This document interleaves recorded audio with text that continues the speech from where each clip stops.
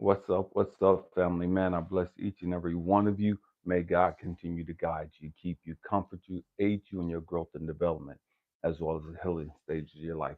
Family, man, I'm going to give you a minute to get in here before we get started. This is going to be rough. This is going to be rough. Man, it is what it is. You know what I mean? This is going to be rough.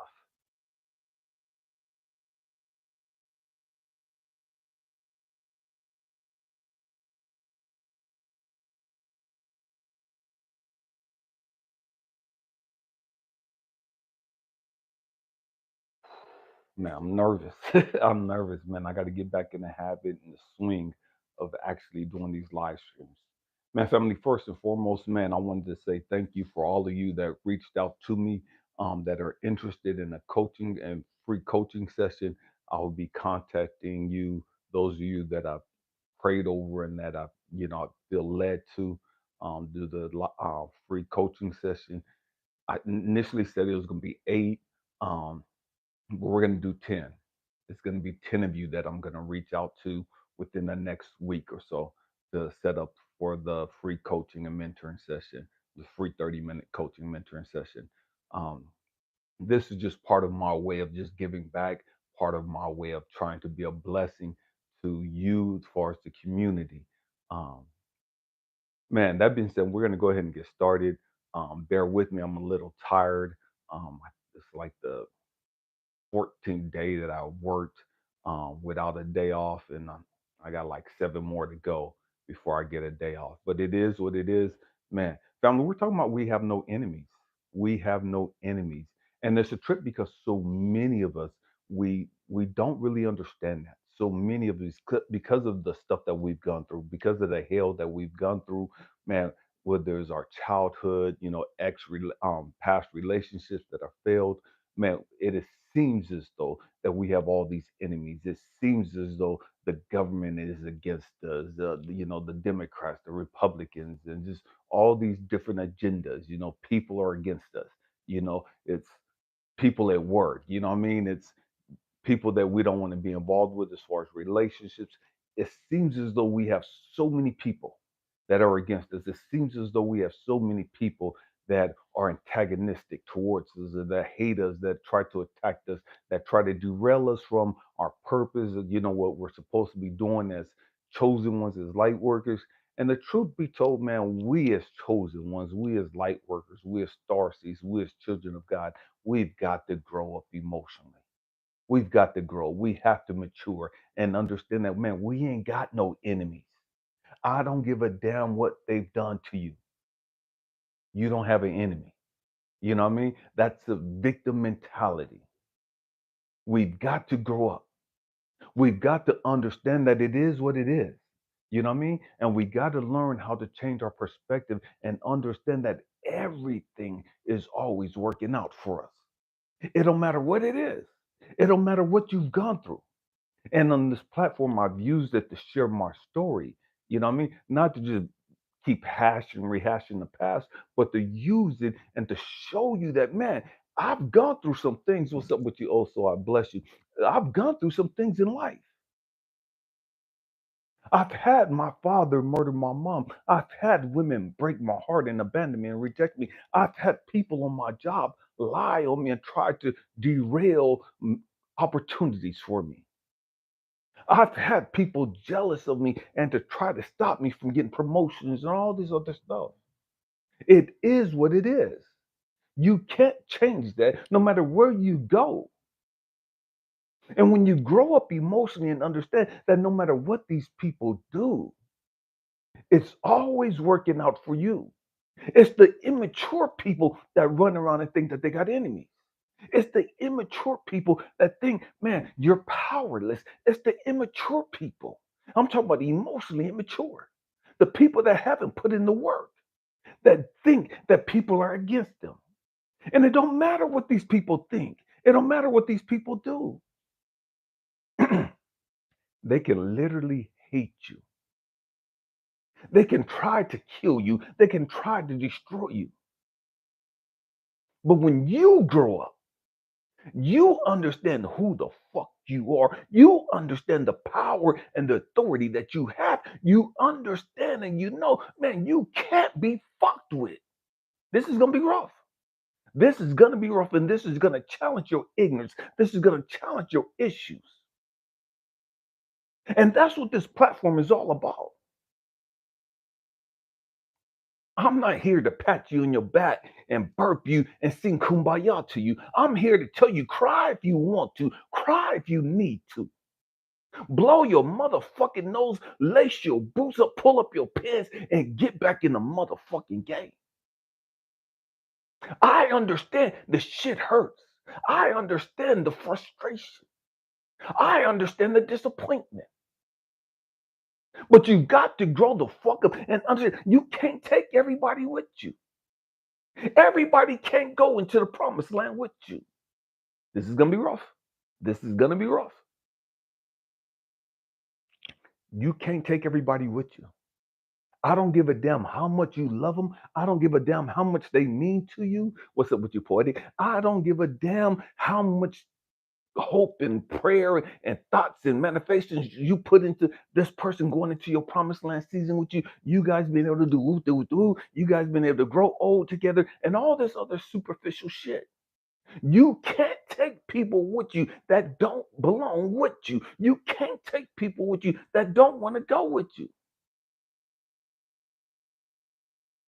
It is what it motherfucking is.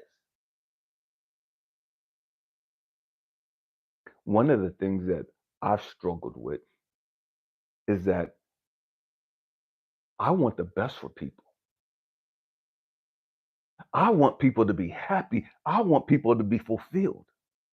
I want people to understand their purpose. I want people to walk in their power. I want people to have abundance of love, abundance of peace and joy and happiness. But the truth be told, God's had to show me I can't. I can't make people happy. I can't make people grow the fuck up. I can't make people deal with their shit. I can't make people let shit go. No matter how much I want to. No matter how much I put love out into the world, there's always going to be destruction. No matter how much I put peace out into the world, there's always going to be chaos. There's always going to be turmoil. And you've got to grow the fuck up and understand this. There's always going to be chaos in your fucking family. There's always going to be chaos in your fucking job. There's always going to be chaos in the fucking government. There's always going to be chaos in the world.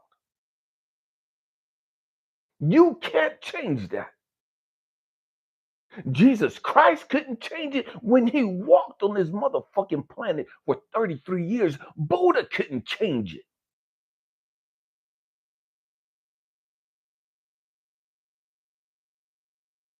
It's not your purpose to change it. It's not your purpose to make the world a loving place. It's not your purpose to make everybody loving and light. That's not your job. Get that bullshit out your fucking head. We've got to grow the fuck up and understand. I don't give a fuck what they done. I don't give a fuck what they doing. I don't care whether they like you or whether they hate you. As a chosen one, as a light worker, as a star seed, you don't have a fucking enemy. Your enemy is your fucking thought perspective. Your enemy is you. You're your own fucking enemy. And you're your own fucking enemy because you won't grow the fuck up. And you won't take control over your fucking emotions and your feelings and your thoughts. And that's what becomes your fucking enemy. I know you got all these religious people running around talking about the devil's the enemy and all his demons and all the people that work for the devil. They're the fucking enemy. No, they're not. And if you read your motherfucking Bible, you would understand that they're not the fucking enemy. If you read your motherfucking Bible, you would understand the fucking truth. What's up with you, Lamar? We've got to grow the fuck up. And we got to understand all that negative bullshit that we throw at the devil's feet and say the devil and these witchcraft people and these blacks and the whites and these ghetto people and these ratchet ass motherfuckers and these crazy ass women and these lazy trifling ass, they're the fucking enemy. No, they're not. They're not your enemy. The Republicans aren't your fucking enemy. Democrats aren't your fucking enemy. The Russians, the Chinese, they're not your fucking enemy. Donald Trump is not your fucking enemy. These people make decisions that don't go with what you think. These people make decisions that you don't agree with. That don't make them your fucking enemy. We've got to grow the fuck up. We've got to understand what the fucking truth is. And if the truth be told, religion and all this other stuff have fucked us up. And it's messed us up because we've labeled these people as our fucking enemy.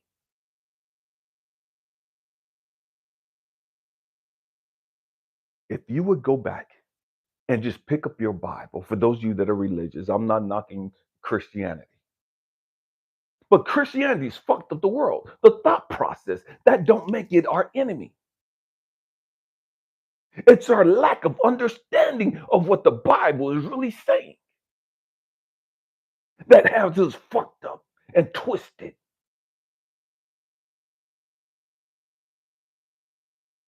You can ask people,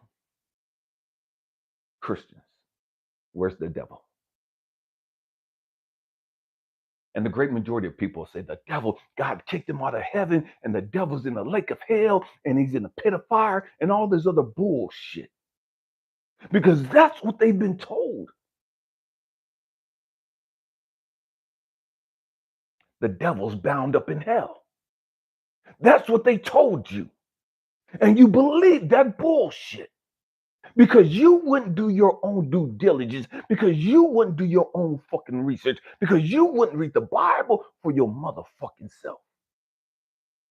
What's up with you, Jose? Man, it's good to see you, man. I'm glad you're here, Jose. I miss you, brother. We've got to grow the fuck up. If you read your Bible, if you read Job chapter 1, this is way after Adam and Eve. This is way after God, quote unquote, kicked the devil out of hell. That's what people told you, that God kicked the devil out of hell, that God bound up the devil and all the angels that followed the devil, and God cast them into the pit of hell, and we'll do all that other bullshit. But that doesn't go with the Bible.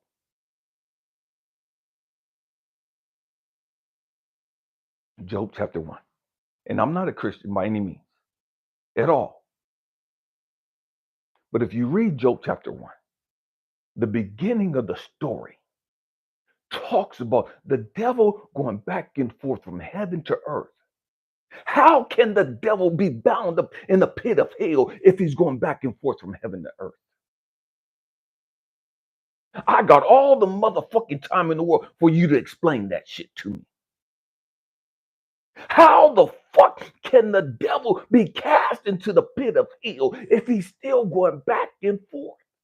How the fuck can the devil be God's enemy? How the fuck can God and the devil be at war with each other?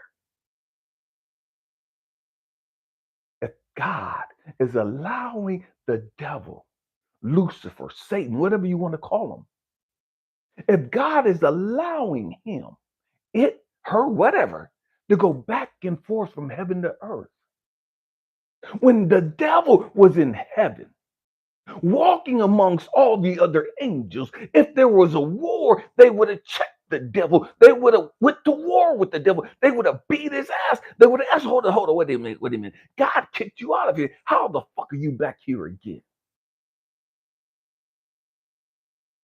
Make this shit make sense. There's not a motherfucking preacher walking the planet that can explain this shit. They tell you that the devil is your enemy. And everything that's bad that happened to you is because it's the devil. We're going there today. This is going to get deep. This is going to get deep. I don't give a damn if they're doing voodoo, hoodoo, spells. It don't matter what the fuck they're doing.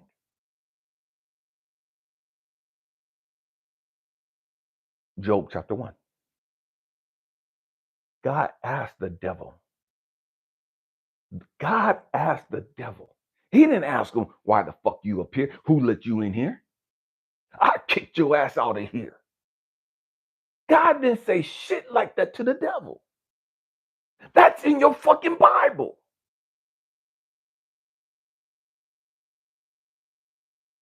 God asked the devil, what's up? What you doing?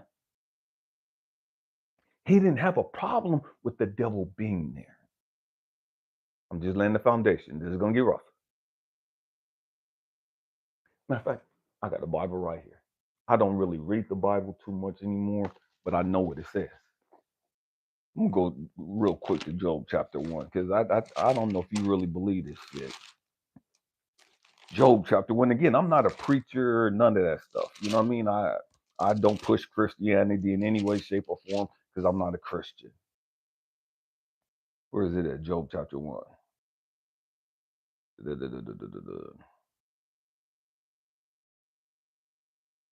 Verse 6, chapter 1, verse 6. Now there was a day when the sons of God came to present themselves before the Lord, and Satan came amongst them. And the Lord said unto Satan, whence comest thou? Where are you coming from? What's up? These are all the angels going to check in with God. These are all the angels getting their marching orders from God. These are all the angels, the soldiers of God, the sons of God, going before the throne of God in heaven. And Satan, the devil, Lucifer, came with them. And nobody had a fucking problem with the devil being in heaven. The other angels didn't have a problem with him. The other angels wasn't looking at them out the side of their fucking eyes like, what the fuck you doing up here? Who let this motherfucker? And we've all been to parties. We've all had family reunions and gatherings, and we look at a certain uncle or a certain cousin or a certain auntie, and like, man, who invited this raggedy ass motherfucker? Who invited this ghetto ass loudmouth motherfucking drunk? Ain't nobody let this motherfucker up here. Who sent this motherfucking invitation? But that's not what the Bible says. That's not what God did. God just said, man, what's up? Where are you coming from? So the devil had permission to be in heaven. But we were taught that the devil was God's enemy. We were taught that the devil and God was at war with each other. We were taught that the devil and God hated each other.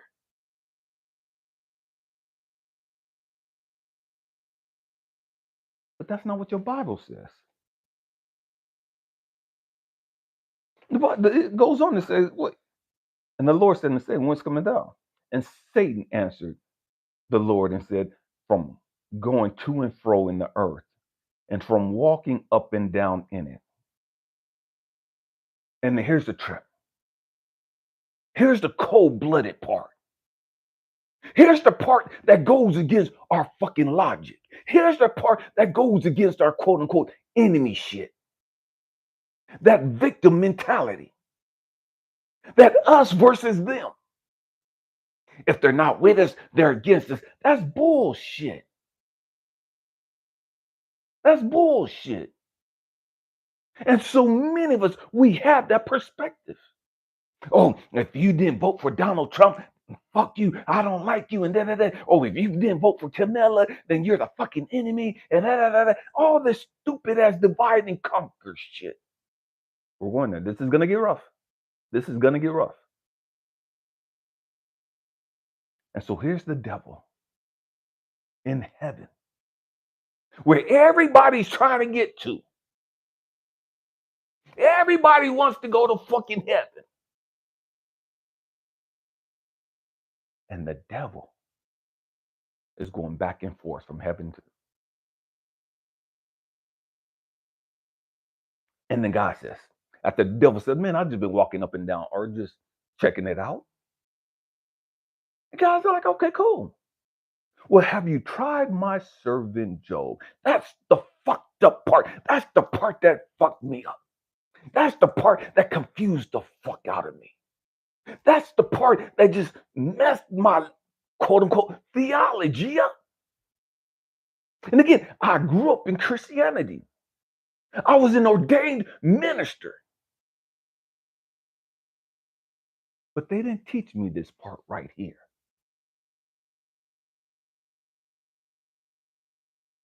God said to the devil, have you tried my servant Job?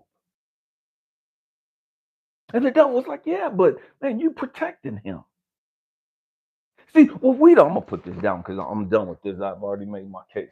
What we don't understand as chosen ones, what we don't understand as light workers, what we don't understand as children of God, what we don't understand as healers and star seeds, is that every single one of us, I don't give a damn what your name is, you're Job. I don't give a damn what you've gone through, you're Job.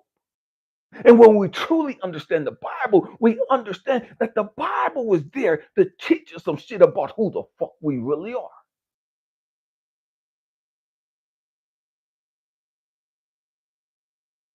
You're Job. You're Job. Whether you're a woman or whether you're a dude, you're Job. Whether you don't have any sexual orientation, whatever that stuff is, it don't matter what your orientation is. It don't matter what you identify as, you're Job. What's up with you guys inside? You're Job. And see, here's the part that tripped me out. The devil wasn't Job's enemy. The devil was walking up and down earth, just checking out everything. The devil didn't have no hatred for Job. The devil wasn't trying to destroy Job. The devil wasn't trying to kill Job.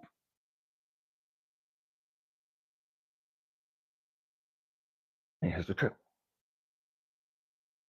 The devil couldn't do a motherfucking thing to Job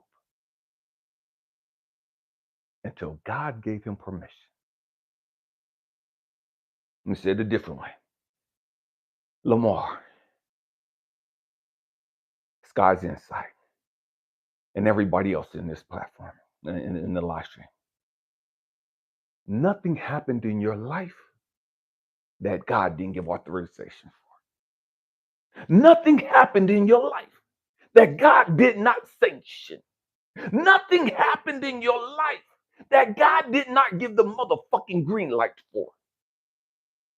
And I know that's going to fuck us up. God authorized everything that's happened to you. My father murdered my mom when I was 2, right in front of me. I was molested twice by quote unquote Christian people. Nothing happened to me that God did not give the devil green light. Nothing happened to me that God did not give these people permission to do.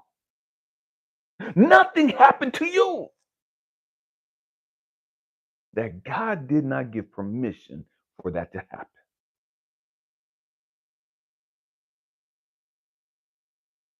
Everything that happened to you, bad, good, and different. I don't give a damn how much they broke your heart. I don't give a damn how much they robbed you of. I don't give a damn whether they abandoned you, rejected you, or said you wasn't shit, beat your fucking ass. It don't matter whether they molested you. It don't matter whether they raped you. Nothing happened that God did not give the green light for. So here's the trick. God told the devil, man, you can do whatever you want to Job. Just don't touch his body. God told the devil, you could do anything to Lamar. You could do anything to Jose. You could do anything to the people on the platform. You could do anything to the chosen ones. Don't kill him. Just don't kill him. You could give them a motherfucking disease. You could cripple them, but you better not fucking kill them. You could do anything you want the skies inside, but you better not kill them. So everything that's happened to you was for your good. And then how the fuck was your daddy killing your mama? How was that any good for you? The fact that you were molested, how was that good for you? The fact that you was abandoned and rejected and beat down and told you were stupid and dumb, you weren't gonna amount to shit. You're gonna be in prison before you was 18, or dead before you're gonna be in prison for the rest of your life, dead before you. This is what the Christians told me. This is what my family told me. It wasn't the strangers that told me that I wasn't gonna amount to shit. It wasn't the strangers that sexually molested me. It wasn't the strangers that verbally beat me down.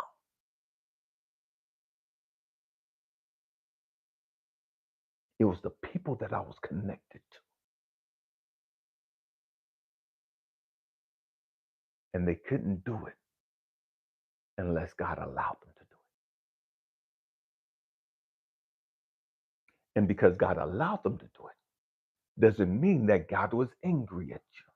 Because God allowed them to do it, don't mean that God hates you. And I grew up thinking that God didn't fuck with me. I grew up thinking that God hated me. I grew up thinking that God loved everybody but me. I grew up thinking that God had agape love.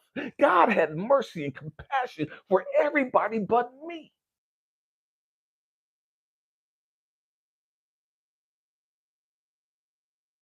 Because after all, what did I do as a 6-year-old kid to deserve the wrath and the anger and the pain and the crazy shit of seeing my father stab my mama 49 fucking times? What was there as far as a benefit for me of witnessing that as a 2-year-old kid, screaming and crying, completely helpless and hopeless of saving my mom?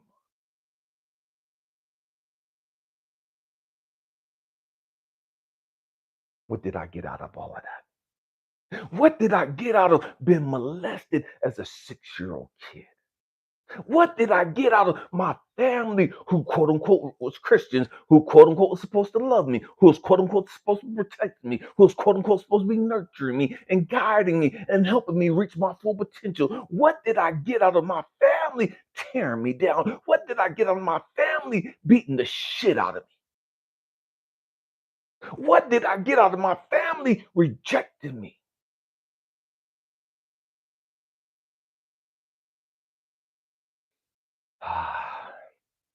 What did I get out of all these women breaking my heart and abandoning me? What's up with you, Roderick? I'm glad you asked. Out of all of that pain, out of all that crazy shit that I've experienced, out of all that suffering that I endured, I finally had to grow the fuck up and understand who I was. Let's go back to Job. First thing the devil did was killed. What's up with you, Harry? The first thing that the devil did to Job was killed all of his kids. I have 7 kids, 4 daughters, 3 sons, 5 grandkids. I couldn't imagine losing all of my kids at once. What's up with you, Raquel? At one time, one event, one event took all of Job's kids. One event took all of Job's servants, but one. One event took all of Job's wealth. Job was wealthy as hell. Job was a righteous. That's what the Bible says. The Bible says that Job was a righteous man.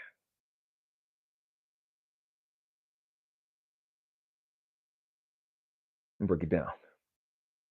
Ah, Raquel, Lamar, you were righteous in the sight of God. You were chosen by God. You were loved by God. And yet he allowed the devil to do everything that the devil did in your life that hurt you, that fucked you up.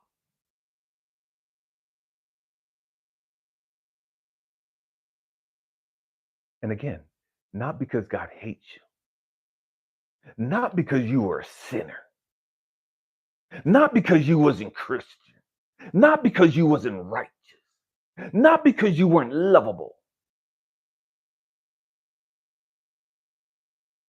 Old soul, God allowed the devil to do everything that he did to you because God knew that it would help you. Yes, God knew it would break your heart. God knew it would make you frustrated.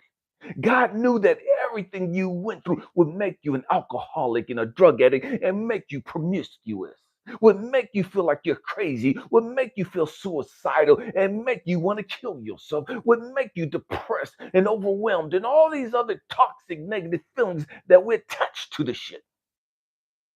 God knew all that would happen. God already knew that. Everything that these people did to you to destroy you, to crush you, to minimize you, to make you feel like the black sheep of the family, to make you feel like you weren't loved, to make you feel like you weren't good enough, to make you feel like you were crazy.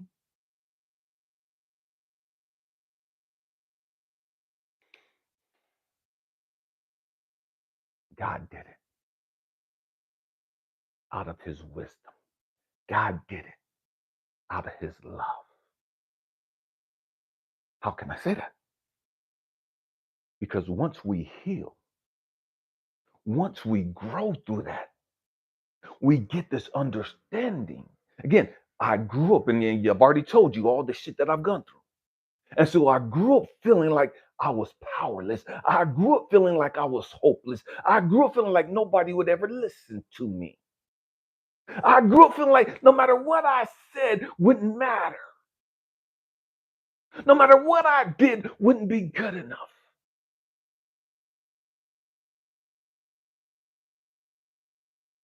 And here I am, 55 years of age, speaking life into others. Here I am at 55 years of age, after all the hell that I've gone through, after all the pain and the suffering and the drama and the chaos that I went through, after all the heartbreaks and the abandonments that I went through, after all the disappointments and the failures that I went through, here I am speaking life. Here I am encouraging and trying to inspire others.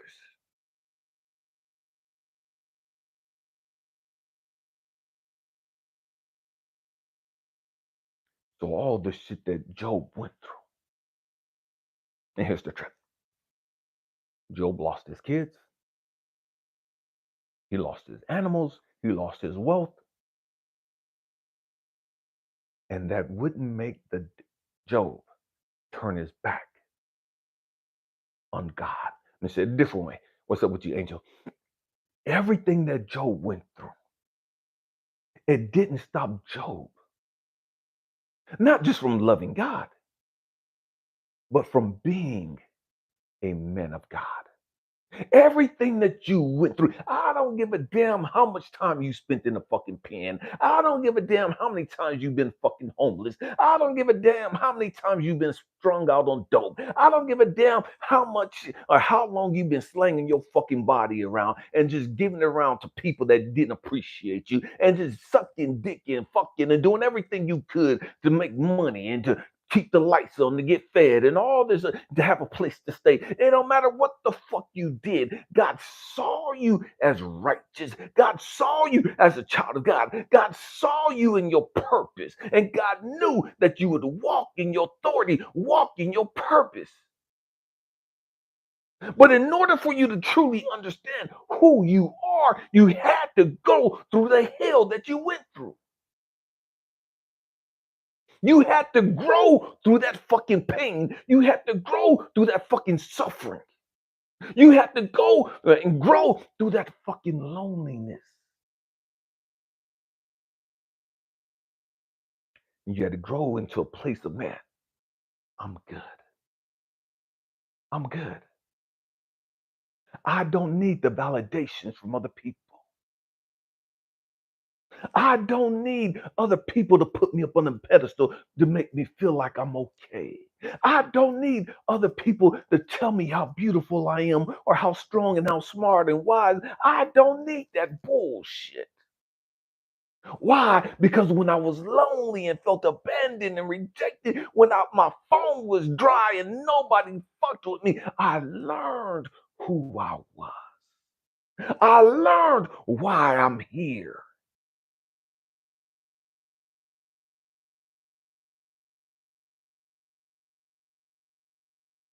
I learned how courageous I am. I learned how strong I am because I survived, and I didn't just survive. I learned how to fucking live. I've learned how to thrive. I've learned how to succeed through the brokenness, succeed where everybody else saw failure, succeed where everybody else saw destruction.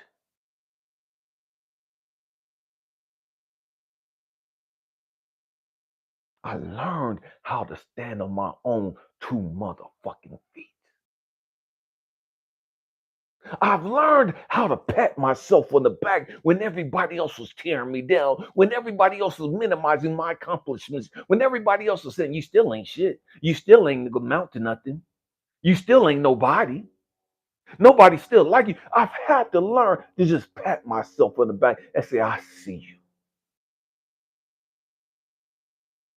When I cried myself to sleep and I had to hold myself and tell myself and show myself, if nobody else loves you, I love you. If nobody else values you, I value you. If nobody else appreciates the fact that you've gone through all of that hell and you're still fucking here, I do.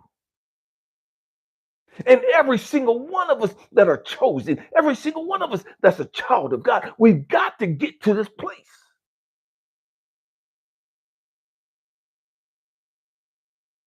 where I see myself. I see myself. When everybody's coming against you, we're talking about enemies. When everybody's coming against you, can you learn to stand? When everybody's tearing you down, can you learn to stand in your confidence? Can you learn to stand on truth? When everybody else saying you're a fucking liar, when everybody else saying you're a fucking fraud, when everybody else is always pointing to and talking about the shit you used to do, when everybody's calling you a hoe still. I remember when you was turning tricks. I remember when you was on the pole and you was stripping. I remember when you had OnlyFans. I remember when you was sucking dick. I remember when you was out robbing and stealing. I remember when you was slamming dope. I remember when you were drunk and staggering. I remember when you was dumpster diving. I remember they always got this stupid shit to keep bringing up. Why? To keep you stuck in your past, to keep you feeling like you're hopeless and helpless, to keep you feeling like you didn't grow through the shit that you grew through.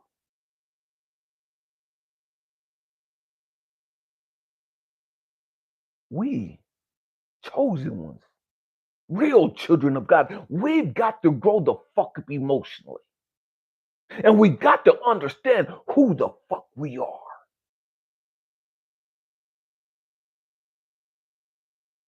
And when you grow and you understand who you are, it don't matter who's attacking you. It don't matter who disagrees with you. You got to know who you are. Let's go back to Job.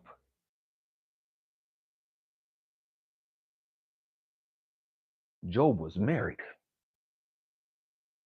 Job's wife came to him after he lost his kids, lost all his money.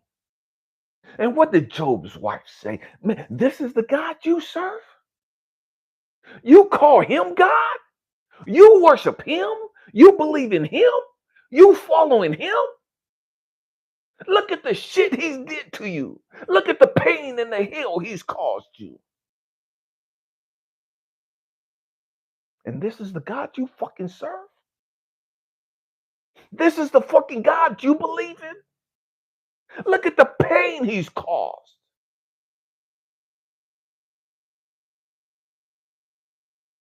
Man, just curse his ass and die. That was Joe's wife. That was supposed to be Joe's helpmate. That was supposed to be Joe's ride or die. That was supposed to be Joe's partner. Telling him, man, just fuck God. Fuck this bullshit you've been living. How's that working for you?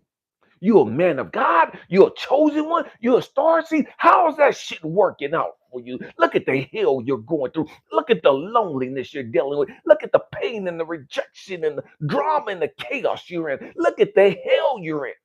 How the fuck can you be a child of God? How the hell can you be a chosen one? How the hell can you be a child of God? How the hell can you be a beacon of hope? How the hell can you be a beacon of light? How the hell can you be a beacon of love? In the midst of all this shit you're going through. That's what they say.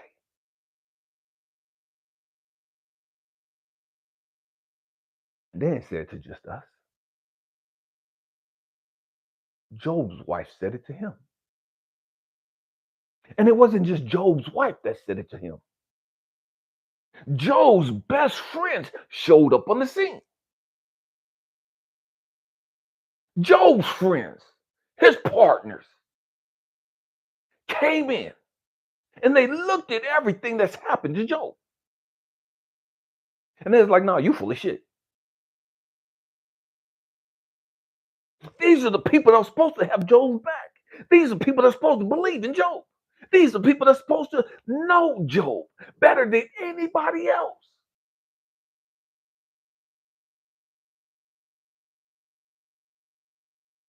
These are the people that are supposed to know that Job was a righteous man. And what did they do? They accused Job of some bullshit. They told Job, oh, you ain't as righteous as you pretend to be. If you was as righteous as you pretend to be, you wouldn't be going through all this hell. If you was as righteous as you pretend to be, if you was as righteous, if you was a chosen one, you wouldn't be dealing with all this. If you was a beacon of hope, a beacon of love, a star seed, a healer, you wouldn't be going through all this bullshit. You wouldn't be taking all these losses. You wouldn't suffer the way you're suffering. Surely there's something wrong with you. There has to be something wrong with you, and God is punishing you. You're not connected to God like you say you are. You're not a real beacon of hope. You're not a real child of God. Look at the hell you're going through.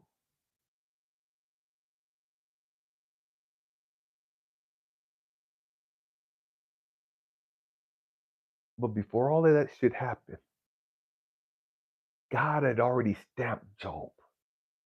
Before everything happened, what's up with your soul quest?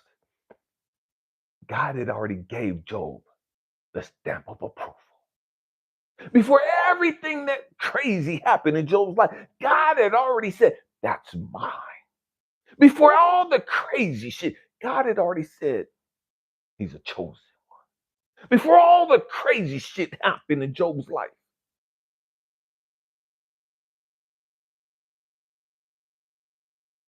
God validated Job.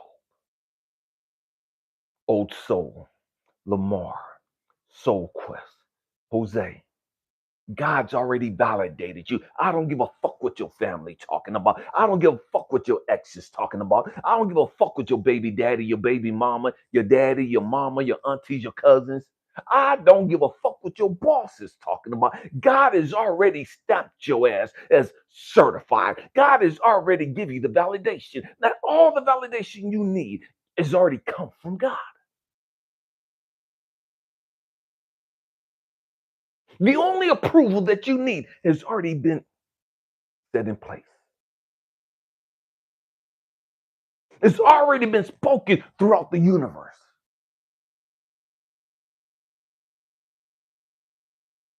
The problem isn't that God didn't validate you. The problem isn't that God don't believe in you. The problem isn't that God ain't fucking with you. The problem isn't that you're not connected to God. The problem isn't that you're not a child of God. It's not that you're a star seed. The problem is you don't know who the fuck you are. And when you don't know who you are, you start believing all the bullshit.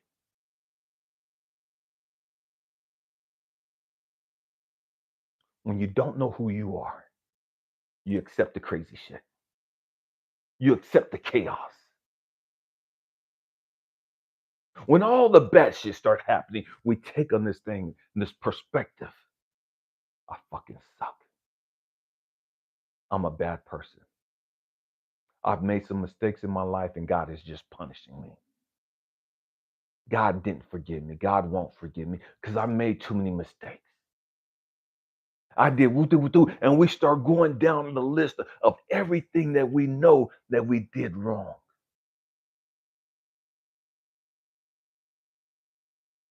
And we look at our mistakes as proof that God don't like us. We look at all the mistakes we've made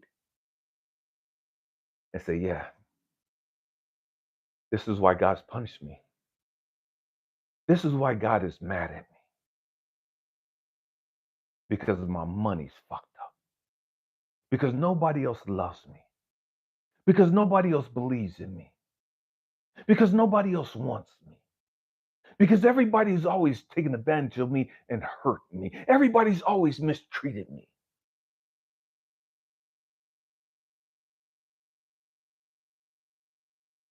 And we believe all that bullshit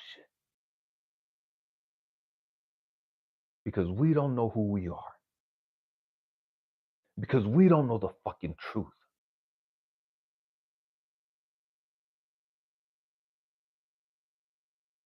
The end of Job's story comes not with him losing his kids, not with him losing his money, not with him losing all his wealth and all his animals. That was not the end of Job's story. Angel, Lamar, Soul Quest, and everybody else here, that's not the end of your story. All the hell you gone, that's not the end of the story. That was just one chapter. It may have been multiple chapters, but that was just part of the book. That's just part of the movie.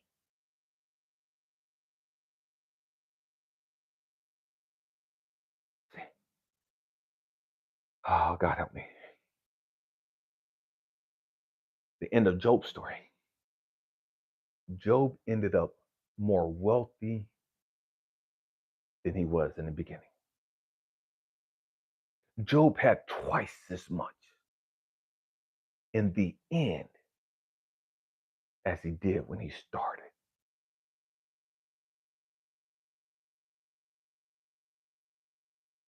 Job has twice as much.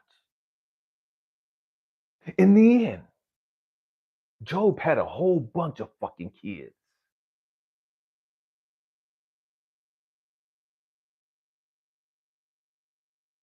I don't know what your end looks like.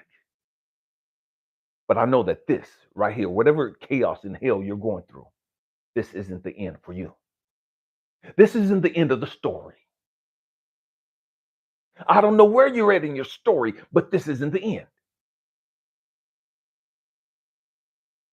So here's the truth.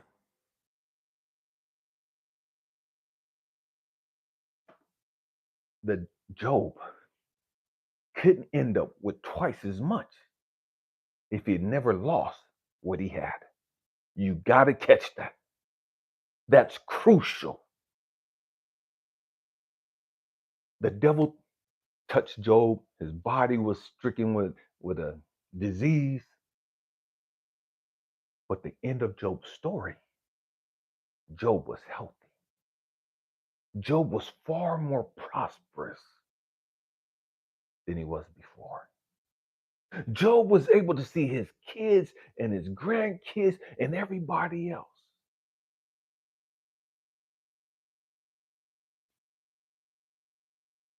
But he couldn't get there. He didn't have this understanding of who he was. He didn't have this understanding of his connection with God.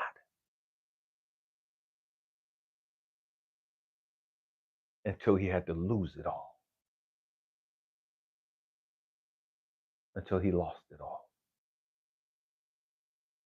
Your pain, your trauma, all the hell that you've gone through was not meant to destroy you.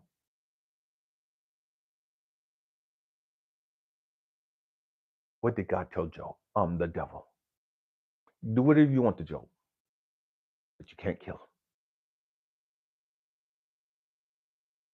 God has said the same thing to the devil in regards to you. I know they want to die. I know they tried to die.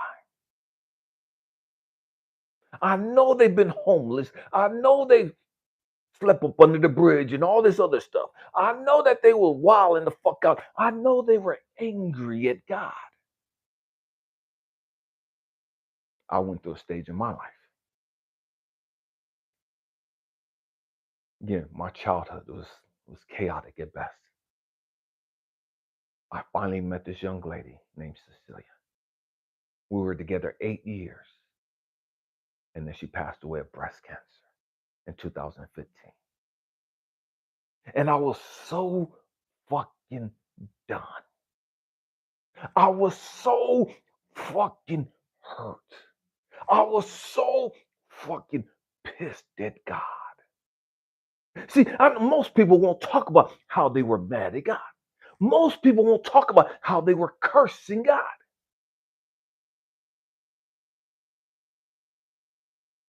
But I was that fucking angry.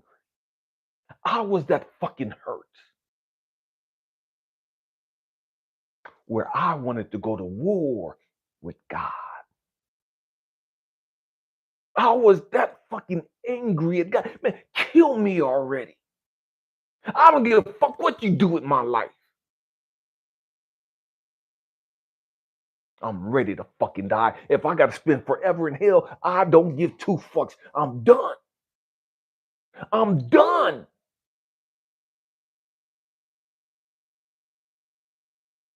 And what I had to grow up and understand, just because I was done, just because I said I was done, doesn't mean that my story ended. You cannot die before your fucking time. And if the truth be told, so many of us have tried to commit suicide. I know we don't like talking about them because we're super religious. We don't like talking about them because we're super spiritual. We don't want people to think bad about us. But I've tried to die several times because I was done.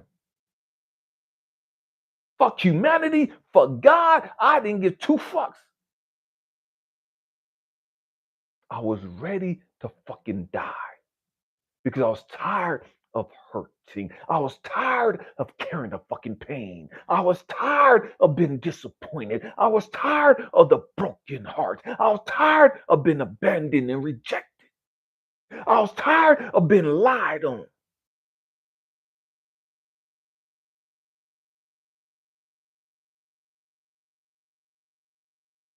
Once I started growing up emotionally, once I started understanding the bigger picture, God had to show me, Elijah, I know you gave up. Elijah, I know you're hopeless right now. Elijah, I know you feel helpless right now. We're still talking about enemies. Stay with me.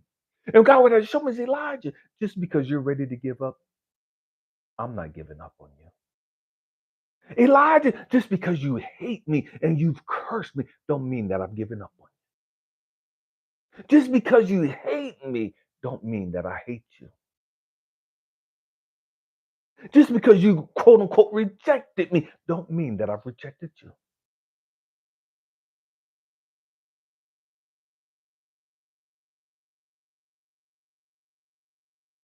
And that's hard for so many of us to understand.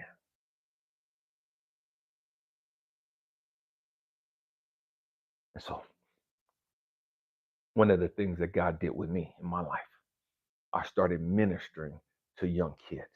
When I say ministering, I'm not talking about preaching the fucking Bible to them.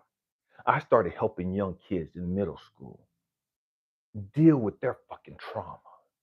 I started helping kids in middle school because I was at the school, Moke Middle School, and this after school program.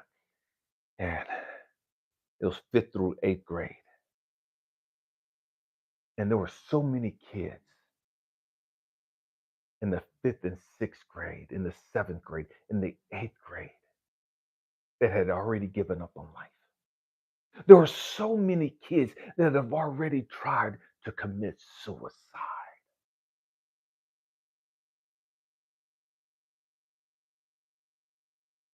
And I had this thing, and I still have this thing.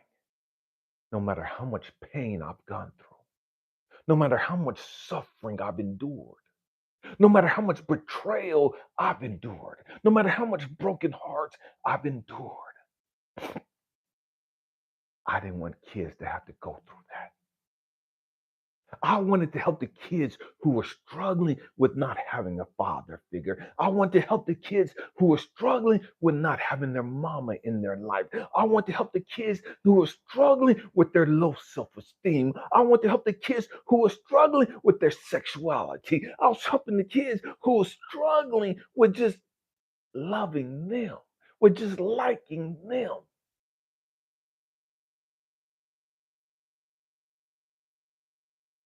I didn't want them to grow up fucked up like I did. I didn't want them to grow up making all the mistakes that I made. I wanted them to grow up and understand they could change no matter what they went through.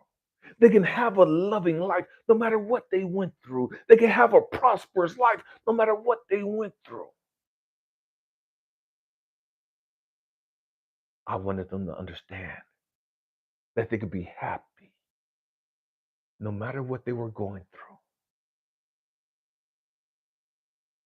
And that this wasn't the end for them.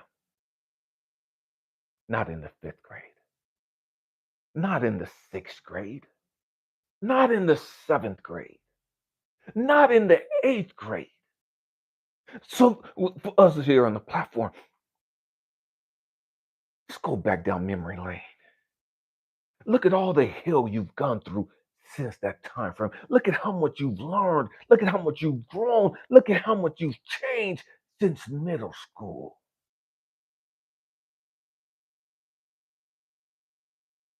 And here it is, these kids are already done.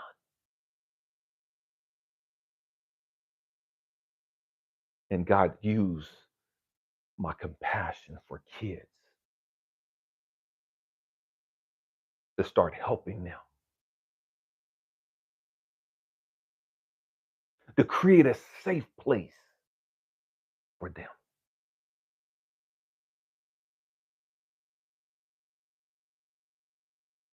And as I began to help these kids, I didn't understand at the time that I was also helping me. I was helping me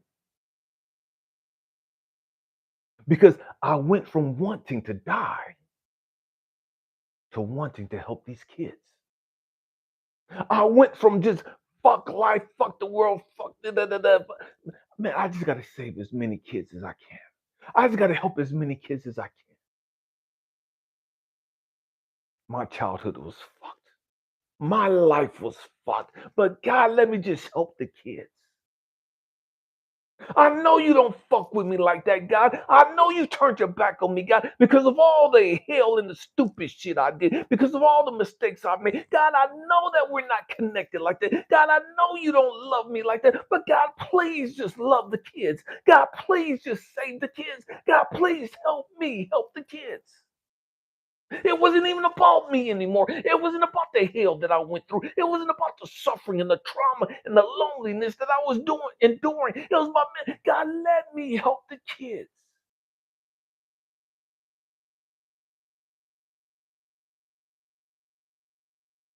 And what we have to learn is learn how to shift our focus. Learn how to take our eyes off our pain and our suffering and our lack.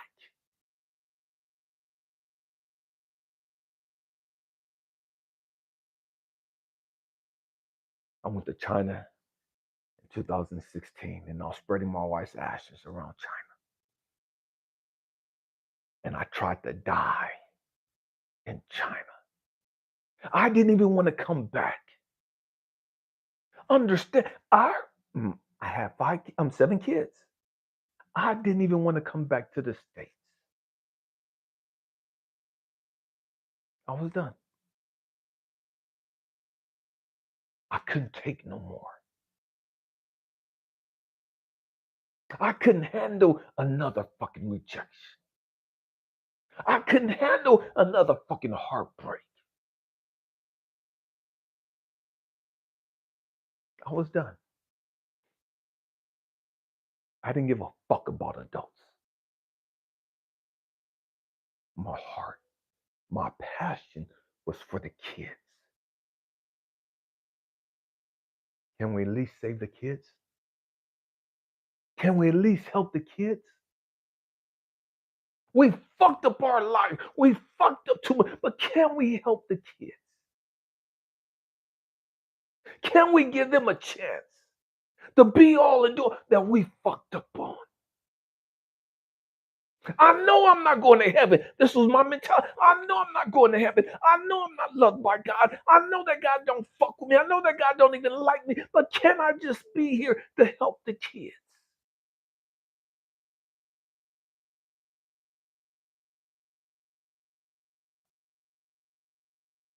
And as I started growing, as I started healing, I had to come into an understanding. Wait a minute, time out, time out, time out. How is it that I relate to these kids? How is it that I understand these kids' pain? How is it that I understand these kids' loneliness? How is it that I understand these kids' hopelessness? How is it that I understand the confusion of your sexuality of these kids who've been violated by their parents and different people? Because I've been there. Because I lived that life.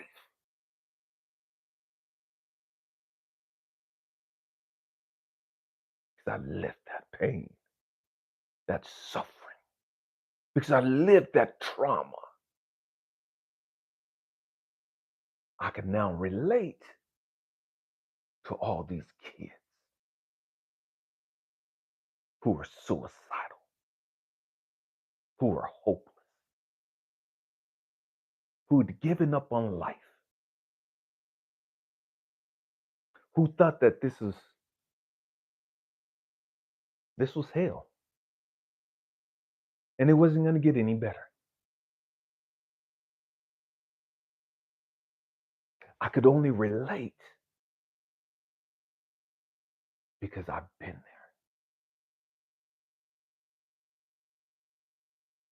there. Real shit.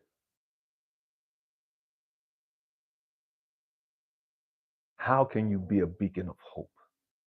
How can you be a beacon of light if you've never experienced darkness? How can you be a beacon of hope if you've never walked and slept in loneliness? If you've never been comforted with hopelessness? See, it's through the pain and the suffering and the crap that we've gone through that we heal, that now changes from being hopeless to being a beacon of hope. That changes from chaos and trauma and drama and darkness and all that other bullshit to being a beacon of light.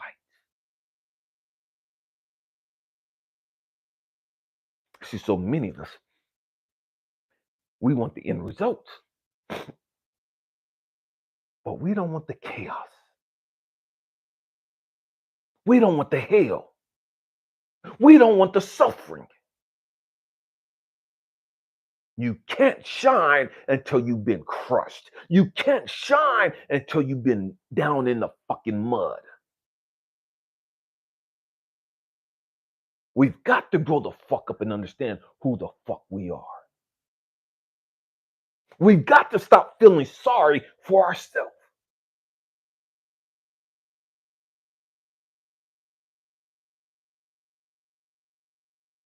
I would go to my mother's gravesite all the way up into my early 30s. And I would see her tombstone. My mother was 20 years old. Her birthday's May 7th. Excuse me, her birthday's February 7th. She died May 7th. Catch that. Her birthday's February 7th. She died May 7th. She was 20 years old. 20 fucking years old when she died.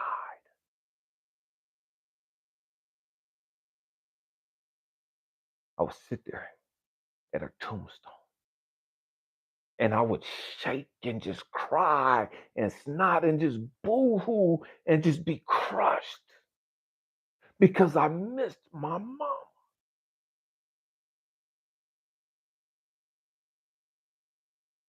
And I would just cry and I would just scream and ask my mama, are you proud of me?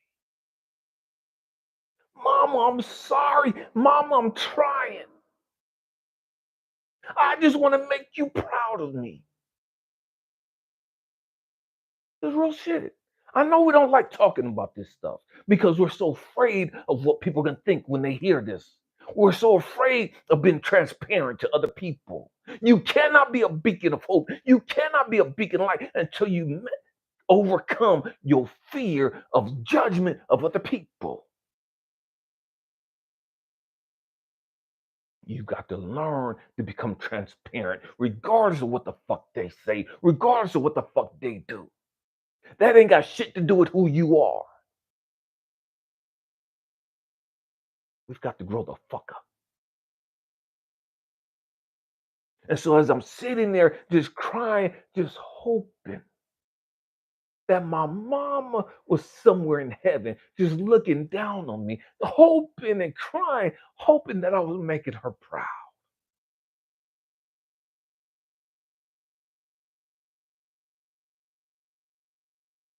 And what God had to show me,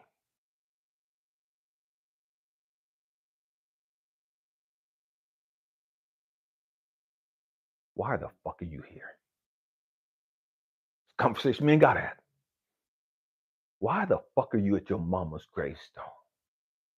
Why the fuck are you crying and pleading and hoping that your mama's somewhere looking at you and hoping that she's smiling, hoping she's saying, that's my son in whom I'm well pleased. Look at my baby boy. He's turned into a fucking man. Look at my baby boy. Look at what he's becoming. Why the fuck are you in need of that? I'm going somewhere. This is about to get deep. Elijah. You want your mama to be proud of you. Elijah, you're hoping that your mama smiling at you. You're hoping that your mama's happy that you grew up into the young man that you are. You're hoping that you didn't mess up too bad in the sight of your mom.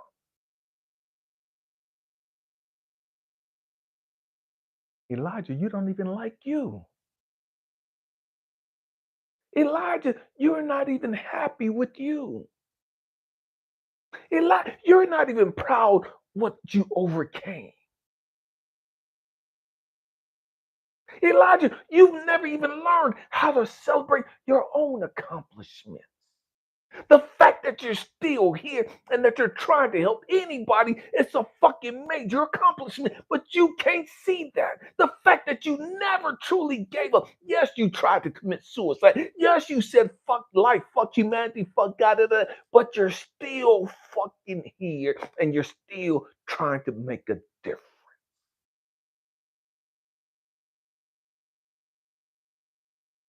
You got to learn to celebrate your own life. You got to learn to be happy from where you fucking came. And so many of us, we look at everybody else's life. And this is one of the struggles that I had. I would look at everybody else's life and like, damn, what would I have been like if I had a loving and nurturing mama? What would I be like if my mama was still here and I missed her so much? Like, I don't know what my mama's smile was like. I just want to hear my mama tell me she loves me. I just want to hear my mama tell me she's proud of me. I just want my mama to put her arms around me. I just want my mama to rub my head and just hold me and just make me feel like everything's okay. Mama just made me that. This is the shit that I was looking for my mama to do. And we gotta show me it's now, motherfuckers. This is some shit you gotta do for your motherfucking self. Stop waiting for somebody to come fucking rescue you. Stop waiting for somebody to make you feel like you're okay. Stop waiting for somebody to make you feel like you're lovable. When are you gonna learn to love your motherfucking self? When are you gonna learn to validate your fucking self? When are you gonna learn to be comfortable in your own fucking skin? When are you gonna learn to show yourself some fucking compassion? When are you gonna learn to be merciful to you? When are you gonna learn to forgive yourself for all the pain and the suffering and the drama that you went through?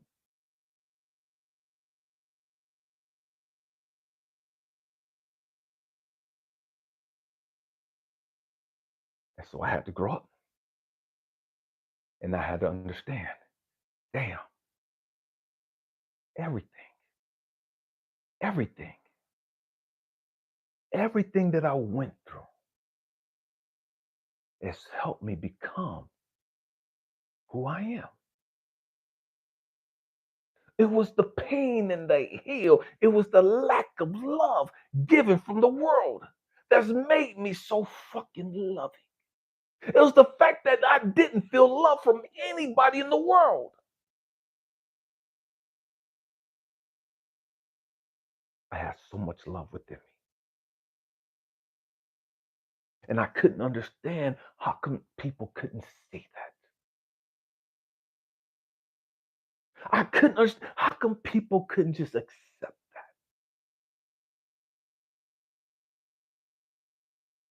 How come people just keep seeing me as my fucking mistakes? Not understanding that I was broken and crushed and hurt. I was learning how to survive, learning how to live with all the crazy shit that I've endured.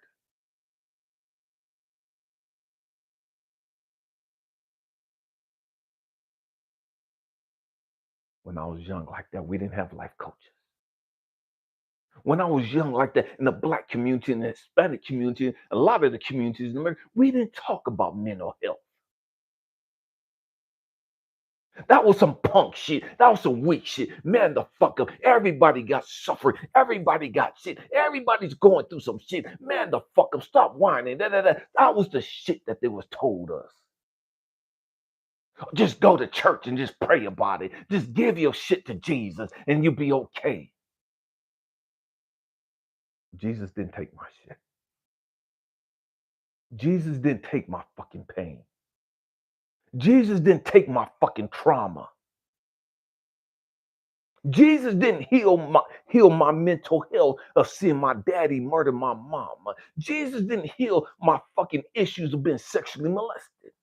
Jesus didn't heal my shit of being abandoned and rejected and beat the fuck down by my family.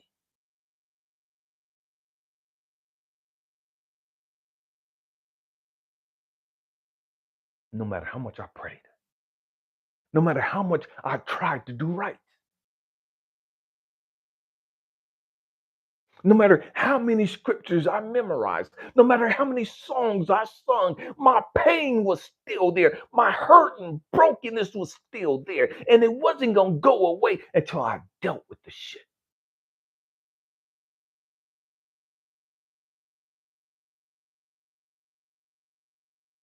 And like so many of us, I took on that victim mentality.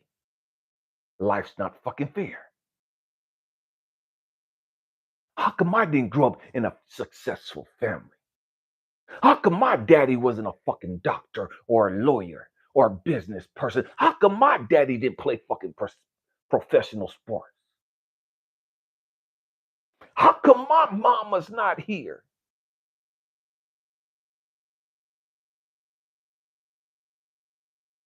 Life's not fair. Fuck my life. And so I'm comparing myself to everybody else. I'm comparing myself to all these other kids whose parents was there, college educated, cops, firemen, and all this other shit.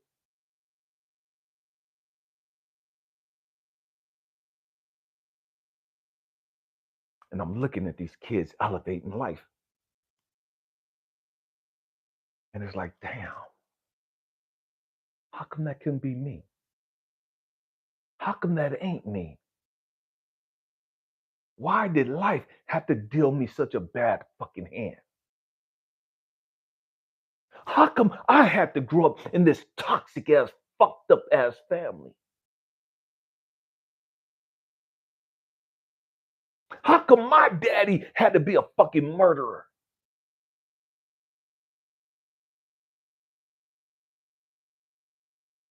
So I took on this victim mentality, blaming and mad at life,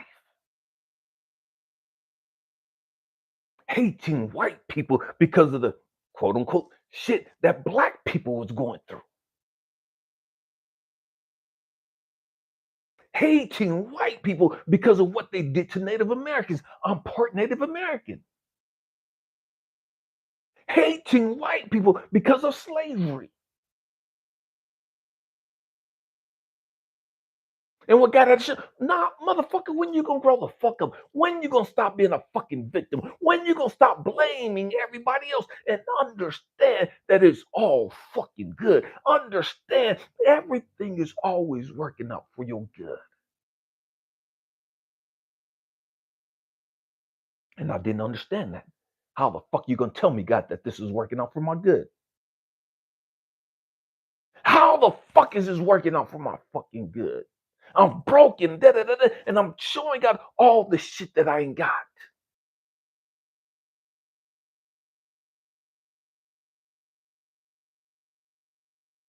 I remember when I was going to National University, taking psychology courses, and I was having to write all these papers.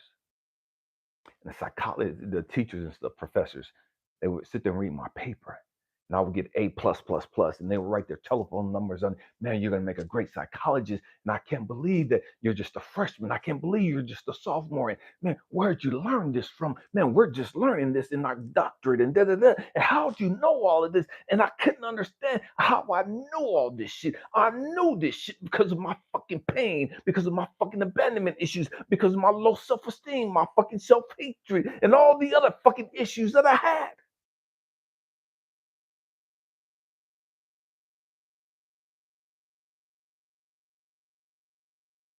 And I thought that if I had a perfect life, I could be a great psychologist.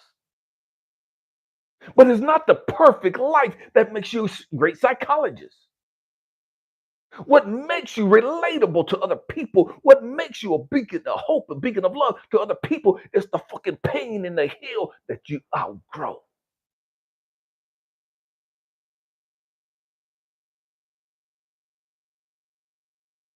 And so when you talk to people, you're not just regurgitating some shit you read in a fucking book that has no fucking meaning to you. And this is what we do as fucking Christians. We take the Bible and we read shit. Oh, that's Job's story. Oh, that's Peter's story. Oh, that's Paul's story. And we dismiss it because it was them. Oh, God blessed them and God favored them and God loved them. It's like, no, motherfucker, that's you. You're Job, you're David, you're Samson, you're Joseph. Their story is your story.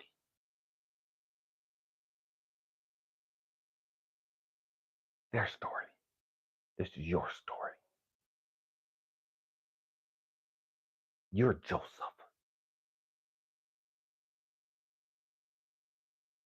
You're Noah.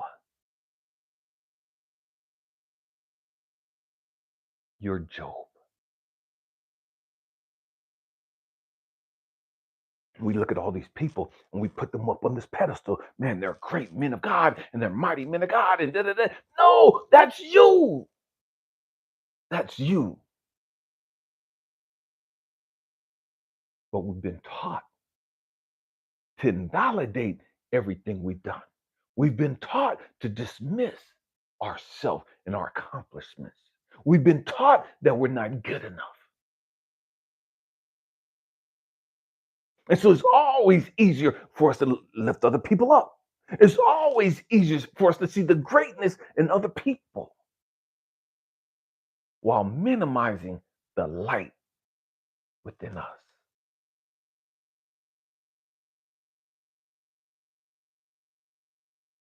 And so what God had to show me, all these people that have hurt you, all these people that have done all these things to you, they're not your fucking enemy. They're a part of your story to help you blossom and to help you grow through the pain and the suffering, to help you grow up out the fucking mud.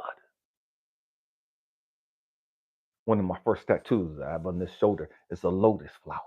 And the lotus flower represents this flower that grows up out of the fucking mud, this flower that grows in the fucking swamp, that grows up out of the fucking darkness and the chaos, and still blossoms into this beautiful flower for all the world to see. In the midst of the hell around it, in the midst of the darkness around it. That's our story. That's who we are. That's what we are. We're lotus flowers. We just don't know who we are. So as you continue to grow, and so many of us, we're still down in the mud, still up underneath the water. We're still in the fucking swamp. And we haven't blossomed yet. And so we're looking around at our chaos in the darkness, in the swamps, in the mud. And we think that's all there is to us. But I promise you, as you keep growing, I promise you, as you keep going up, you're going to blossom into all that you're capable of being. You're going to blossom into that beautiful lotus flower. You're going to blossom into that beautiful butterfly. But you got to keep going through the process. You got to learn to understand the process. You got to learn to stop dismissing where you came from. You got to learn to stop hating your beginning. You got to learn. Stop despising where you started out. Stop despising where you're at. And understand it's part of the process. I'm growing about this shit. And one day, I'm going to get my fucking wings. One day, I'm going to fucking heal and I'm going to come up out the fucking water as this beautiful flower for everybody to see.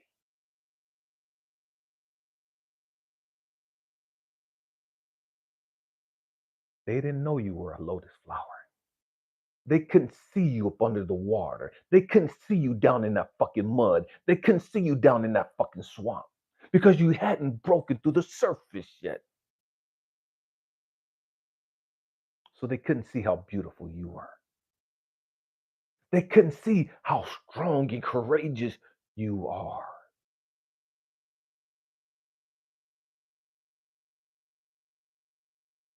They couldn't see how beautiful you are because you're in your cocoon stage and it's dark and lonely in there. It's not until you break through, until you get your wings and you're able to spread your wings and fly that people are like, damn, that's a beautiful fucking butterfly. It's so graceful. It's so elegant. And we have all these adjectives that we give these butterflies.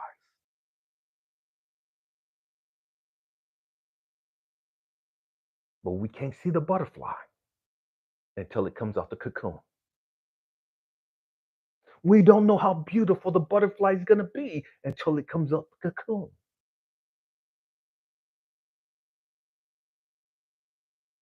And so what I've had to learn was through all of the pain and suffering.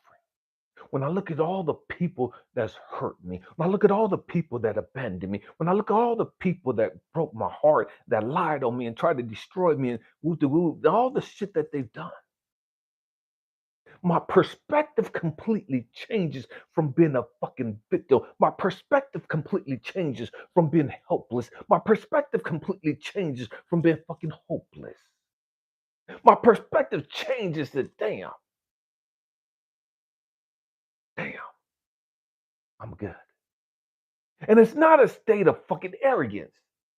It's confidence. And that confidence comes from, man, I've seen where I came from. I know the hell I've endured.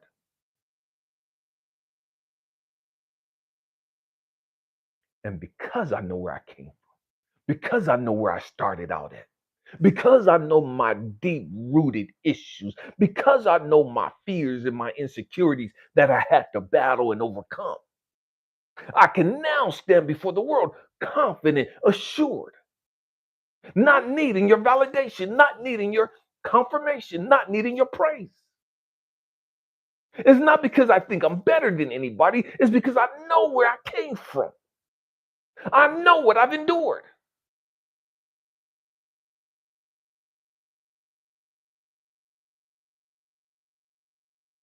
And so, and when you stand there, you look at all those other people, and it's like, damn, going back to Job, the devil didn't fuck shit up for Job. Yes, he took some shit from Job. Yes, he broke Job's heart. Yes, he crushed Job's spirit. But it was all a setup for something greater. Again, understand the story. Remember the story. Job ended up with twice as much as what he had in the beginning. So the devil, although he hurt Job,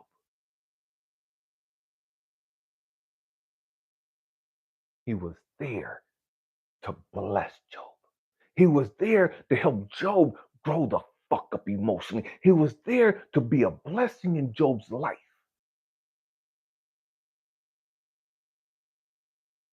All the people that's hurt you, all the people that's rejected you, all the people that's abandoned you, and all the shit that you've gone through, they were there to help you on this journey. They were there to be a catalyst to your growth and development. They were there to be a tool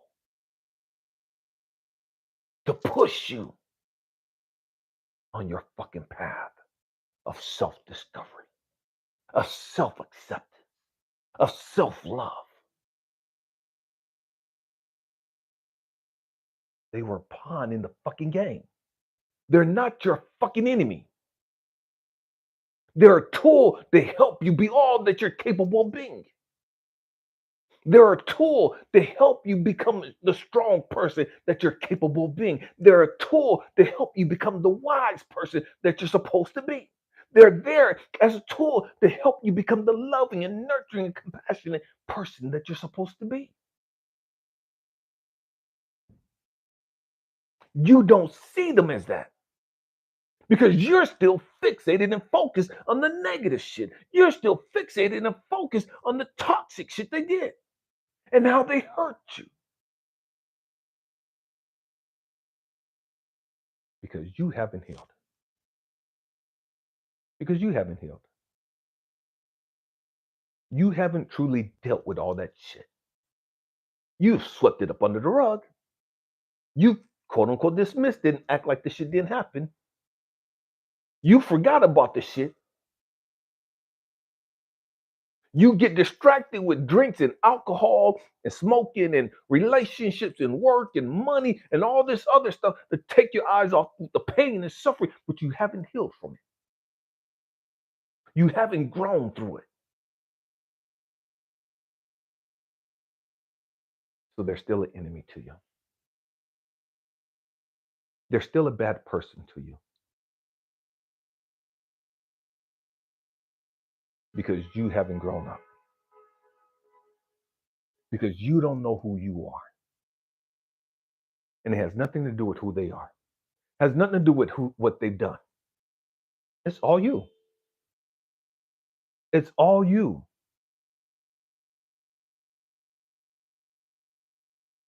My father. Because of what he did, as far as murder my father, my mother, and my father, man, it seemed like we just had this thing from my birth. You know, it was like my father didn't accept me. And I grew up wanting to please my father, wanting to be accepted by my father, wanting to be loved by my father. And I never got that. And because I didn't get it from my father, and because I couldn't get it from my mother, I started looking for it in other people. I started looking for it in relationships. I started looking for it in friends. I started looking for that affirmation and all the praise and all that other stuff in my jobs. The real shit. Some of us start looking for all of that love and validation from our kids.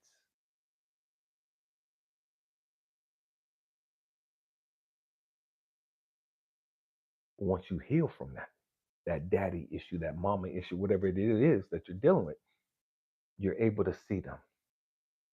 That's, man, I'm grateful that I've gone through all that hell. I'm grateful that my life was the way that it was. I'm glad that I struggled the way that I did. I've often told people, man, if I could go back and change anything about my life, I wouldn't change a motherfucking thing. I wouldn't change anything about my life. I wouldn't change my father relationship with me. I wouldn't change what my daddy did to my mama. I wouldn't change what my family did to me. I wouldn't change what those guys did as far as molesting me. I wouldn't change anything about my life. Nothing. Because I understand why I went through what I went through. And so now I stand with an attitude or perspective. Man, I'm grateful for it. I appreciate the hell and the pain that I've gone through. I appreciate the people walking out of my life. I appreciate the broken hearts and all that because I've learned to love me. I've learned to value me. And I wouldn't be here had I not experienced all that stuff. I wouldn't have the knowledge and the wisdom that I have if I didn't endure all of that crap.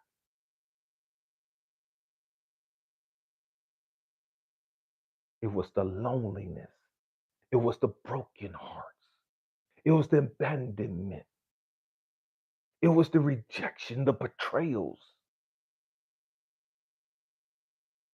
that made me fall in love with me, that helped me learn to appreciate me, that helped me learn to stand on my own 2 feet, that helped me learn to stop looking for somebody, something to come fucking rescue me and be my own fucking rescuer, to be my own fucking savior. I had to save me from my fucking pain and my trauma. I had to save me from my fucking sorrow and broken heart and loneliness.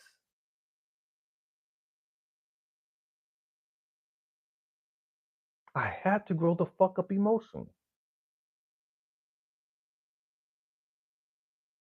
And that's something a lot of us don't want to do.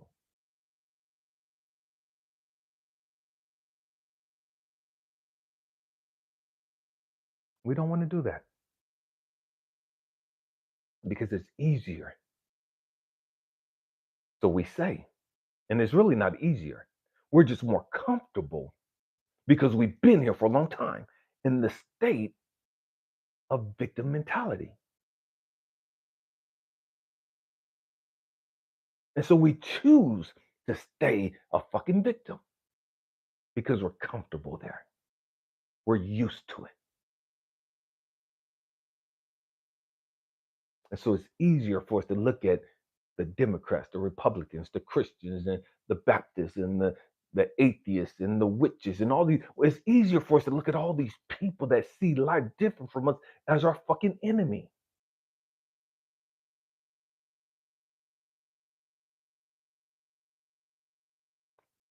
I have had so many people put spells and hexes and all this other stupid shit on me. A lot of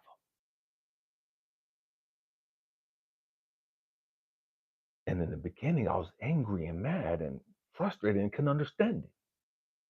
And what I've had to grow the fuck up and understand is like, wait a minute. I got all these people putting all these spells and voodoo and hexes and all this other stupid shit on me. And yet here I am.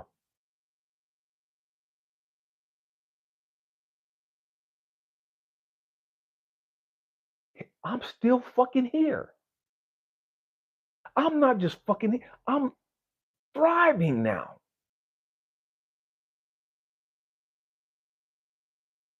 And what I mean by that is, and what I've learned by that is, it don't matter what other people say. It don't matter what other people do. When you know who you are, you know that nobody, nothing can fuck with you like that. Nothing has power over you. Nothing can destroy you. It don't matter how many curses and spells and all this other stupid shit that they try to do. God's using those people to try to get you to grow the fuck up and understand. Man, let them do what the fuck they do. You can't change that. You can't control that. But you can learn to appreciate you. You can learn to understand who you are. You can learn to understand that you got fucking power. You have fucking authority. And it don't matter what the fuck they talking about. Be fucking you. Do what the fuck you came here to do. And when you walk in that authority, man, you don't give a fuck how many times these motherfuckers try to put a spell on you. You don't give a fuck how many curses they try to speak over you. That ain't got shit to do with who the fuck I am. These motherfuckers told me my whole fucking life I wasn't shit. These motherfuckers told me my whole fucking life I'd be dead and locked up in prison the rest of my fucking life. These motherfuckers told me my whole fucking life that I was an amount of shit.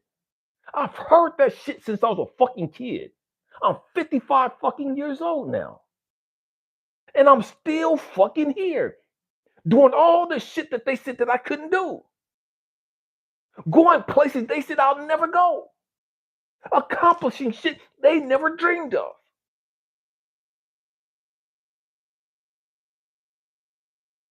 Because it's not about what they do. It's about you walking in your authority, you understanding who the fuck you are. You understanding, man, it's all fucking good. Everything is always working out for me.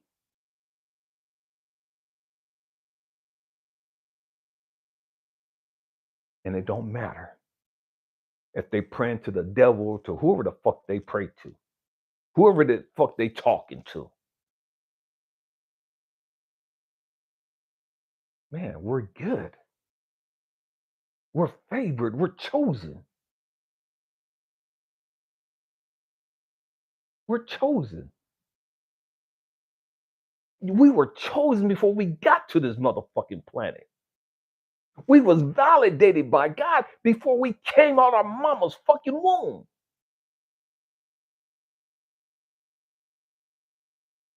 And if God says he's righteous, if God says that's mine, I don't give two fucks who say anything different. We got to grow the fuck up. Everything that's happened to you, everything is to help you learn something about you. Everything that's happening. But what we do is when people do bad shit to us, things we say are bad, people do things that break our heart, that betray us, that frustrates us, rob us, whatever, molest us, rape us, whatever. When people do shit to us, we don't take the mature path of, man, what is this supposed to teach me? What am I supposed to learn about this? What am I supposed to learn about me as I navigate my way through this? We don't take that mature path. We take the path that I can't trust people. I got to set up boundaries. And so many of us in this religious fucking circle, oh, I got healthy boundaries. I'm cutting everybody the fuck off. That's fucking immature. That's not fucking growth and development.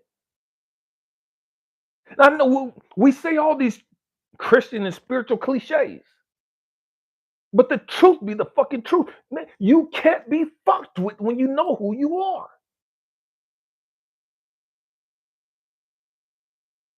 The problem is we don't really believe that. We want to believe that we're chosen. We want to believe that we're protected. We want to believe that we're a star seed, that we're a beacon of hope, a beacon of love. We want to believe all of that good shit, but we don't really believe it. And that's why we get bothered when people, quote unquote, attack us. That's why we get bothered when people, quote unquote, don't see us for who we are. That's why we get bothered when people, quote unquote, attack us or come at us or try to set us up or try to betray us or try to sabotage us. We get fixated on them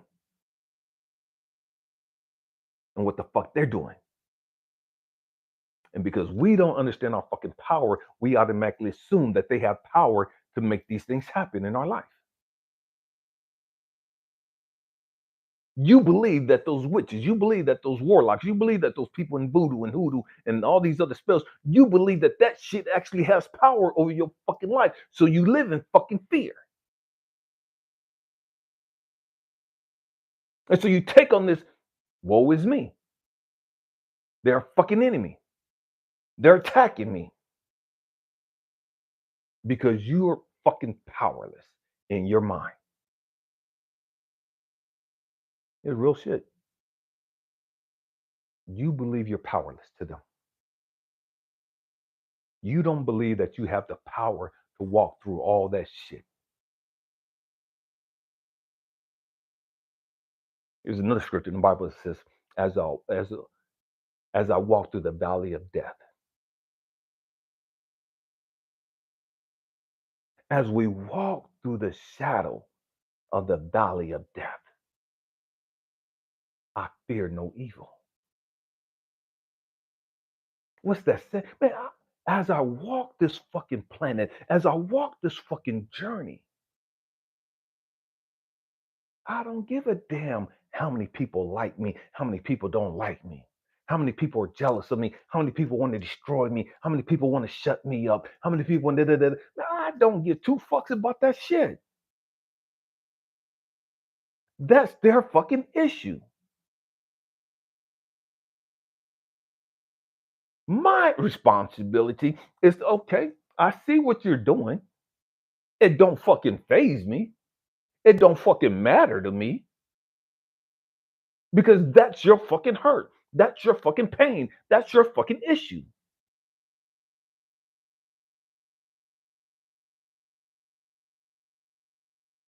And I know who I am. And so I don't fear your fucking voodoo. I don't fear your fucking spells.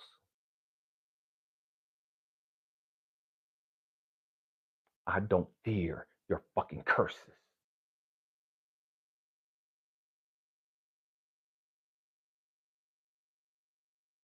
You only fear that shit because you don't know who the fuck you are. You fear that shit because you don't know the fucking power you have.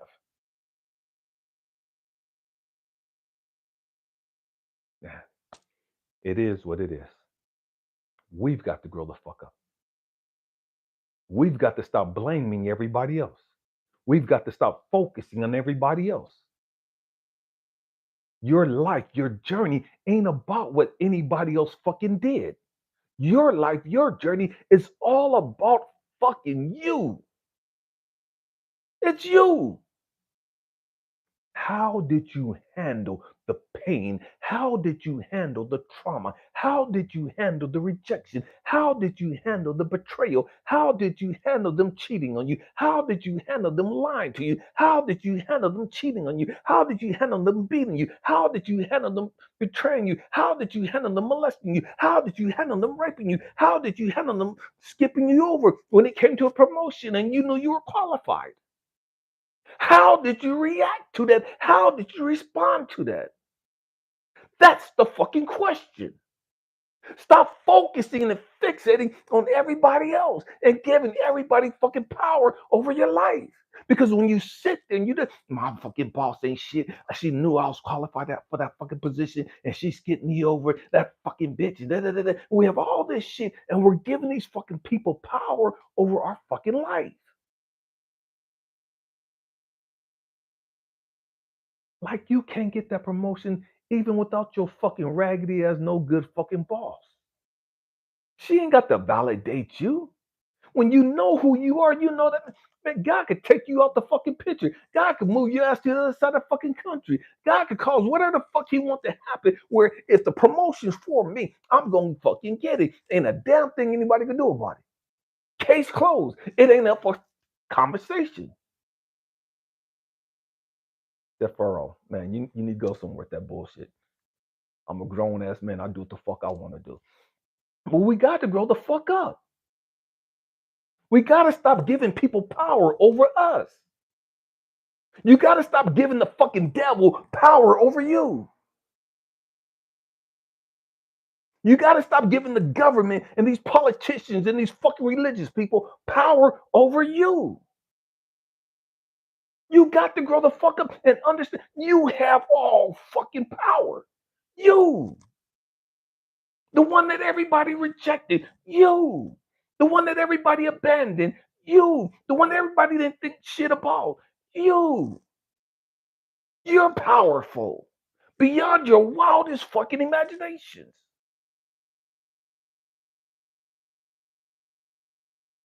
Can't nobody stop you but you. Catch this. Nobody has the power to stop you from doing a motherfucking thing but you. You. And here's the trick. Because we've learned from all these people that we ain't shit. We're not going to accomplish this. We can't have this. We can't do that. We've learned. We've been programmed to think this way about ourselves. And so what do? We get mad at everybody else for betraying us. We get mad at everybody else for abandoning us. We get mad at everybody else for rejecting us. And the crazy thing that God had to teach me was, motherfucker, you do that to yourself. Look at all the dreams that you've had that you've given up on. Look at all the things you want to accomplish that you gave up on. Nobody made you do that. You thought initially, because these motherfuckers told you so fucking, you don't live in reality and you so fucking up here in the clouds and you just fucking crazy and da. You believe that bullshit. And so you started lowering your fucking standards. Well, I really don't have to travel all over the world, and I really don't have to accomplish this, and it's not going to hurt me if I don't do this, and if I don't accomplish this, and if I don't do this, and you started betraying your fucking self. You started minimizing yourself. You've abandoned yourself.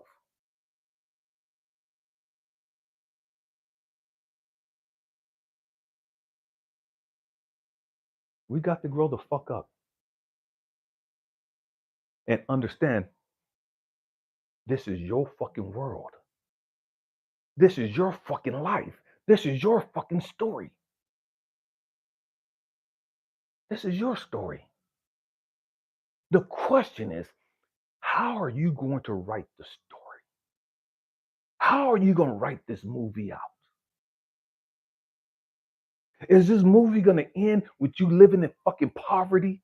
Is this movie going to end? Is this story about your life going to end with you living in lack? Is this story going to end with you living beneath your fucking means? Is this story going to end without you being abundance and love? Is this story going to end without you having peace and joy and happiness? Is the story going to end with you being lonely and miserable and all this other stupid shit? Is that how your story going to end? Is that how you're writing this story? Because you write your own fucking story. You write it.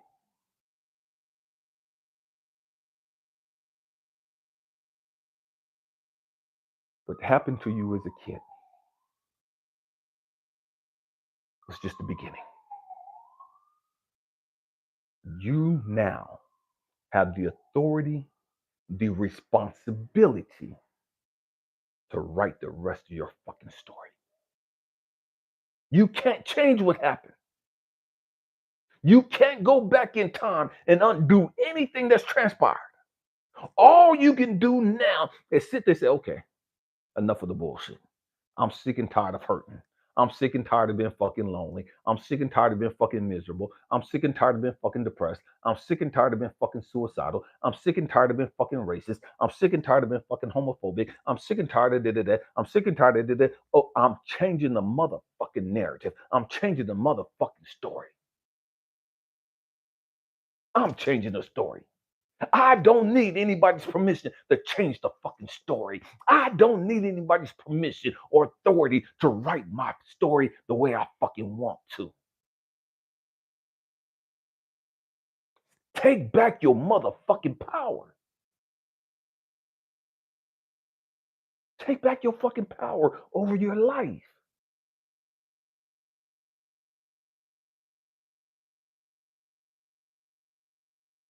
Those of you who've been with me for a minute, you know that, man. February I turned 55. Just went on a beautiful fucking vacation. Went to Thailand, Singapore, and Bali. I love traveling. I love traveling, going to other countries, exotic places. I love experiencing the natural beauty in the world.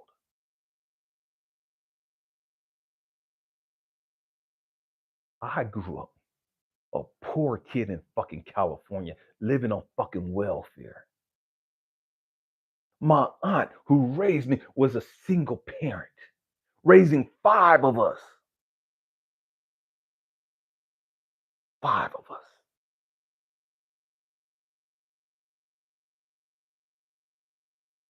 I'm the one they said wouldn't amount to shit. I'm the one that they said would be fucking dead.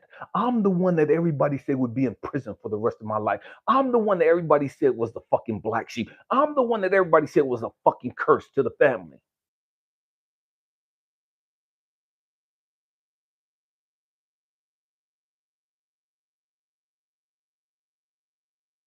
And because I've learned to heal and to grow the fuck up emotionally, I've learned to understand, man, this is my fucking story. They could write their own fucking story. And they are writing their own fucking story. I don't choose to live by their fucking narrative anymore. They can't write my fucking story for me.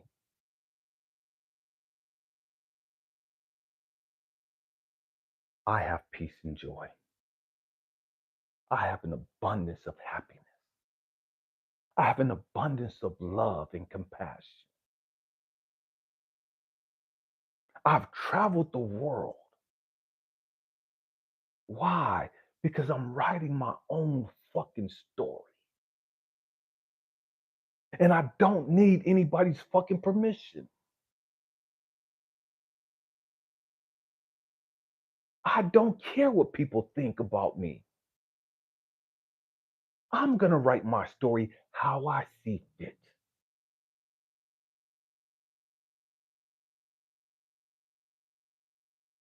All the things they said I couldn't have. All the things they said I would never experience. All the things they said I would never amount to. I've gone above and beyond all of their negativity. Me, the little badass kid that was always getting my ass beat. Me, the little badass kid that was always getting fucking suspended in school. Me, the little badass kid that was always fighting in school. Me, the little badass kid that was cussing teachers out in elementary.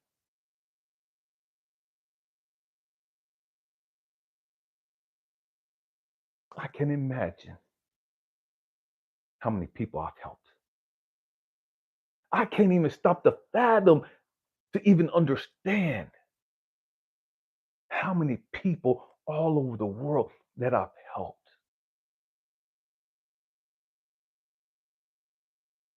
Me, the reject, the unwanted one, the one that was supposed to turn out just like my daddy, the one that was supposed to be emotionally damaged because I saw my father murder my mom and I was covered in my mama's blood. Me, the one that was supposed to be fucked up for life.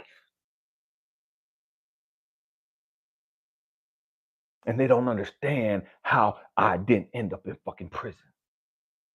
They don't understand how I'm able to do what I do.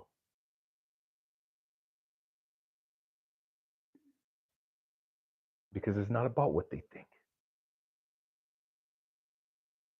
It's about me being willing to put in the fucking work to heal myself. It was about me being responsible and accountable for my own fucking life. It don't matter how many people walk out your life. It don't matter how many people betray you. Don't ever fucking betray yourself. And we've done that in the past. But going forward, we're not betraying ourselves. Going forward, we're not going to dismiss and minimize ourselves. Going forward, we're not invalidating ourselves. Going forward, we're not giving up on our dreams. I don't give a fuck how impossible it seems.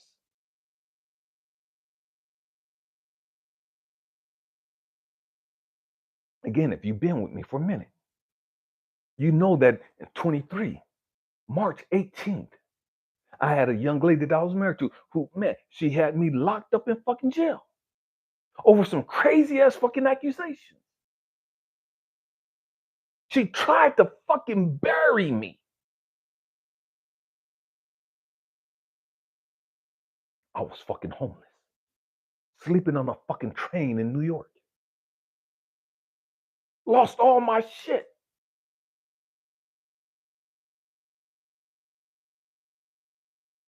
And 6 months later, I was able to pay for myself to go to fucking Egypt, to go see the pyramids and the Sphinx, to go on a fucking 4-day cruise up the Nile. Me. Nobody's special according to everybody else.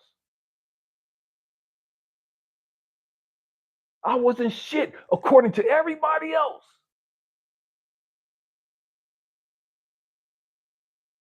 And the fact that I was homeless, the fact that I lost all my fucking possessions was their fucking proof, was their fucking validation. And again, I was telling you, man, you're in the fucking mud. You're in the fucking swamp. You're in the fucking cocoon.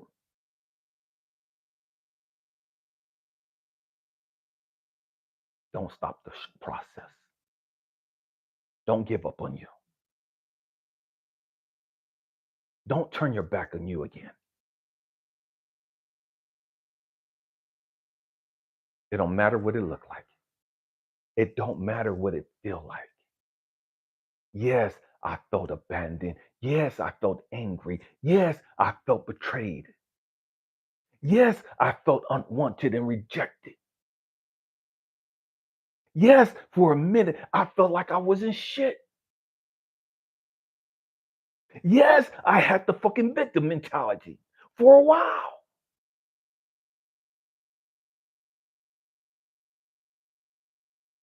But I had to keep going. I had to keep moving. I had to keep growing. I had to learn to not allow myself to be controlled and manipulated by my emotions, and my fears, and my insecurities. I had to learn how to take control over my fucking ego and stop allowing my ego to control me.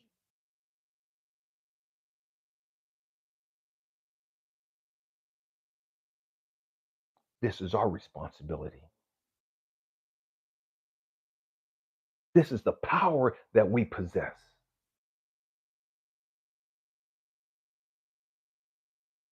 This is our power.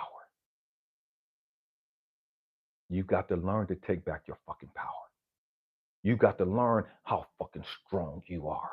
You got to learn how fucking resilient you are. You got to learn how to appreciate and celebrate your fucking life.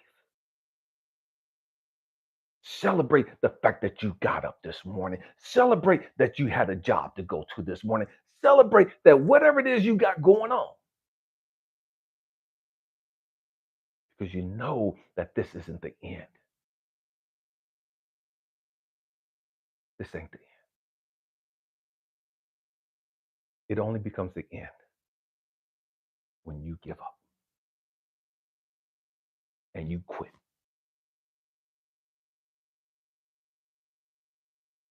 Don't quit on you.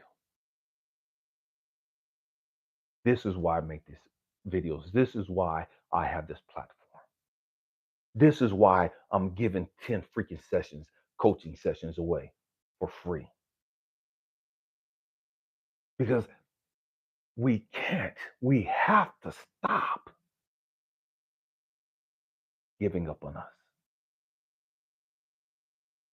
We have to grow the fuck up. We've got to stop There's a saying that when I was in counseling and I learned, fake it till you make it. I hate that fucking saying. I hate that fucking saying. We ain't faking shit. If you're frustrated today, okay, you're frustrated today. If you're crying today and you're lonely today, okay, you're crying and you're lonely. We're not running around acting like everything is perfect with us. And I got so much peace and joy. I'm saved, sanctified, Holy Ghost, filled, running for the Lord and all. We ain't got time for that bullshit. We don't fake shit here. We leave that for all these other motherfuckers. We ain't trying to fake shit here. We're trying to deal with some shit here. And sometimes the only way I could deal with this loneliness is to sit here and just let the tears run down. Sometimes the only way I'm able to deal with the frustration and the pain and the bend is sit there and I just got to hold myself. You got to learn how to hold yourself. You got to remember what you've gone through. You got to remember, damn, I've gone through a lot worse. I've gone through a lot worse. Yes, my money ain't right the way I want it, but I've gone through worse. Yes, I'm frustrated and I'm crying and I'm miserable and I'm lonely and my heart is broken and I want somebody to do that, but I've been through worse, a lot worse.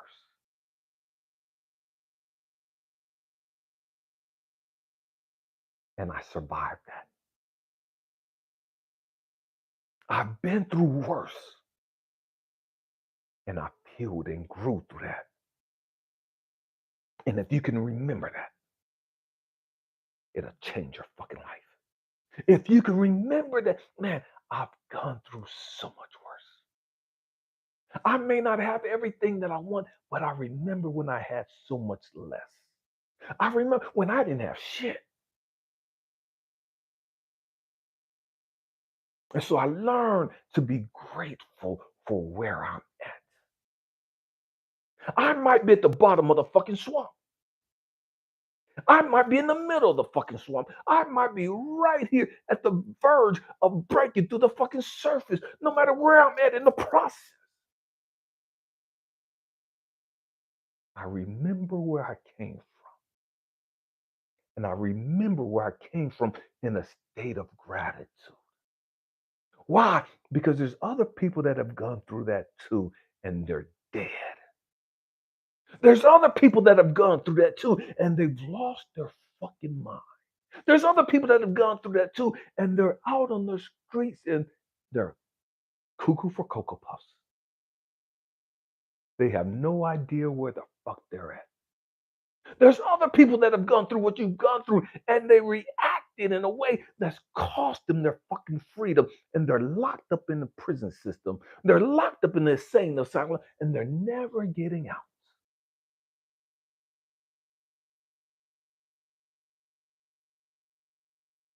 And so I sit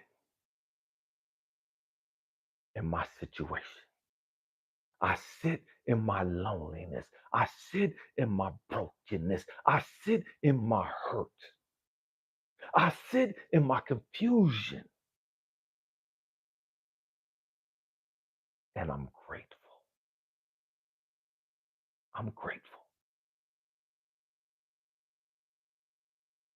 I'm grateful because there's somebody else that wish they were right where you're at. There's somebody else, a lot more people that wish they weren't locked up in prison, knowing that that's where they're going to fucking die.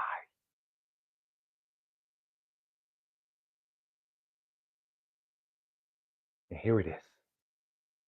You're free. You have the authority and the power to write your own story, to write whatever ending you want, and you refuse to write it as beautiful as you want it. That's on you. That's on you. We've got to grow the fuck up emotionally. And that's hard because people want us distracted. That's hard because society wants us distracted. Society doesn't want us to heal from our brokenness.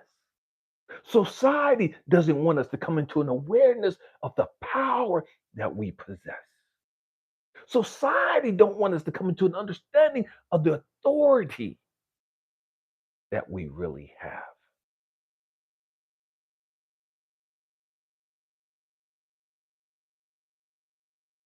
And so the question is not who's attacking you, not who's against you. The question isn't about who don't fuck with you. The question is, how are you going to write your fucking story? Are you going to keep being a fucking victim?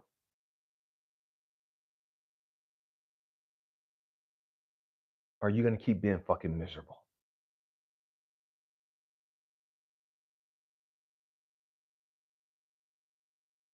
We got to understand that there's a process to getting joy. There's a process to getting peace. There's a process to getting happiness. And that process starts with us understanding fucking gratitude. I've said it so many times in this platform. Gratitude is the cheat code for life. Gratitude. You've got to learn to be grateful. And there's so many, how can I be grateful? And I went to that's a victim mentality.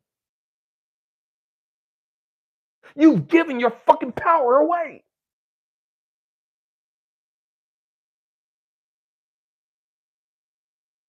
But when I take gratitude and I sit there and say, okay, life ain't the way I really want it to be right now. But this too shall pass. This too shall pass. So here's the trip. I love gardening. Gardening is so therapeutic. In order for a seed to reach its full potential, and it don't matter what the seed is. It could be an oak tree, it could be a redwood, it could be a sequoia, it could be whatever fucking tree, plant, bush you want it to be. In order for a seed to reach its full potential, there's something that every seed has to first do. Catch that.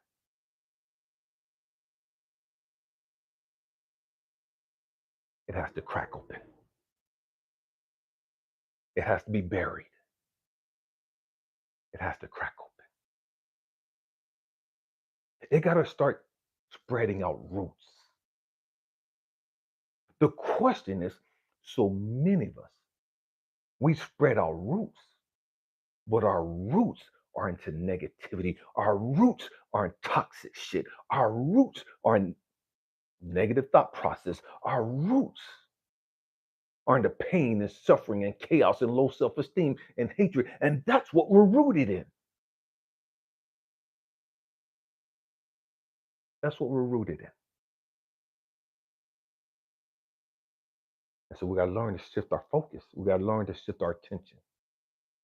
We got to change the way we see life. We got to change the way we've seen our life and the experiences we've had. Until you change your mind about the shit you've gone through, until you change your life and change your mind about the shit you're going through, your life ain't never gonna fucking change. This is the realest shit ever. Until you change your fucking mind, ain't a damn thing gonna fucking change. You gotta change your mind. You gotta change your fucking perspective. You got to change how you see your fucking past. You got to change how you see people. You got to change how you see you.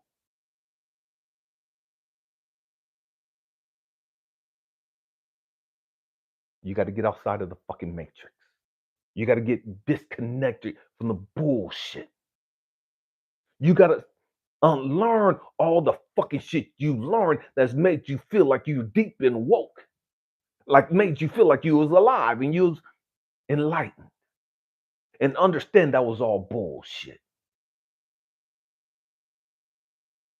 It was bullshit to keep you stuck as a fucking slave to your fucking ego.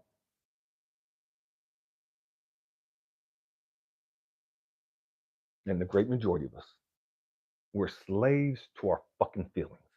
We're slaves to our fucking past. And we're addicted to the fucking drama. We're addicted to the fucking chaos.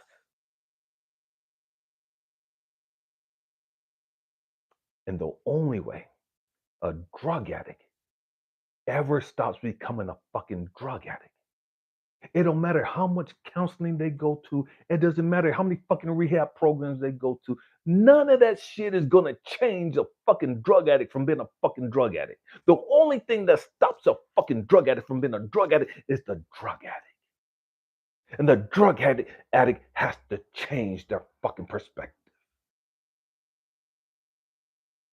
That's it. You could go to counseling for 20 fucking years and still be a fucking drug addict. You could go to rehab, the most expensive rehabs in the world, and still be a fucking drug addict. You can have the best fucking counselors in the world and still be a fucking drug addict. Still be a fucking alcoholic. The only thing that changes people got to learn to change their perspective of life. It is what it motherfucking is. It's all about you. It's all about you. It all falls down to you. It all comes down to you. It don't matter how much fucking education you have. There are people with doctorate degrees that are fucking drug addicts. There are people with doctorate degrees and they're fucking alcoholics. So it's not about the fucking education. There are people that are millionaires that are fucking alcoholics, that are fucking drug addicts. There are people that are got all the money, all the power, and they're fucked up emotionally. Because it's not about the money, it's not about the fame, it's not about the power. It's about, are you willing to grow the fuck up and take control over your fucking life? Are you willing to grow the fuck up and stop being a fucking victim?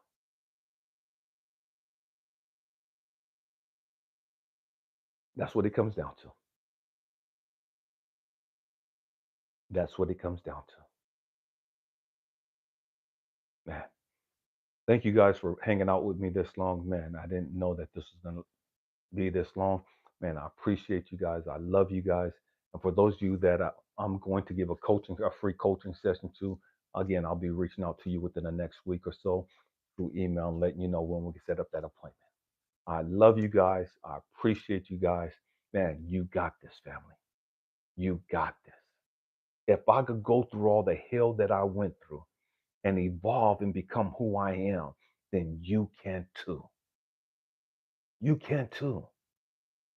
Don't wait till you're 50 fucking years old like me to come into this fucking understanding. Don't wait till you're 50 fucking years old to start living your best fucking life.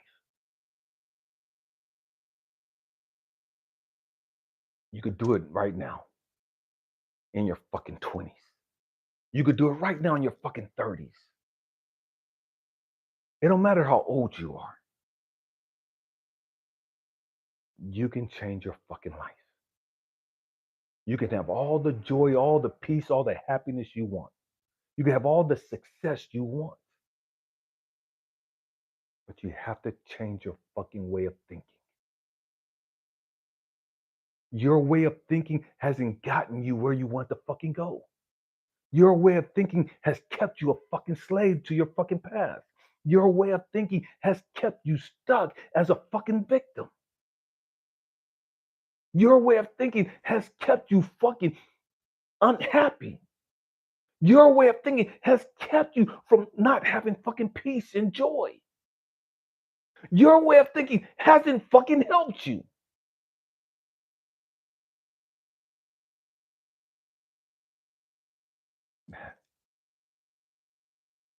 It is what it is. My hope and prayer is that I've said something to inspire you, to help you, or to even challenge your way of thinking. I love you guys. I appreciate you guys. I thank you guys for spending this time with me. Happy healing, family. Peace.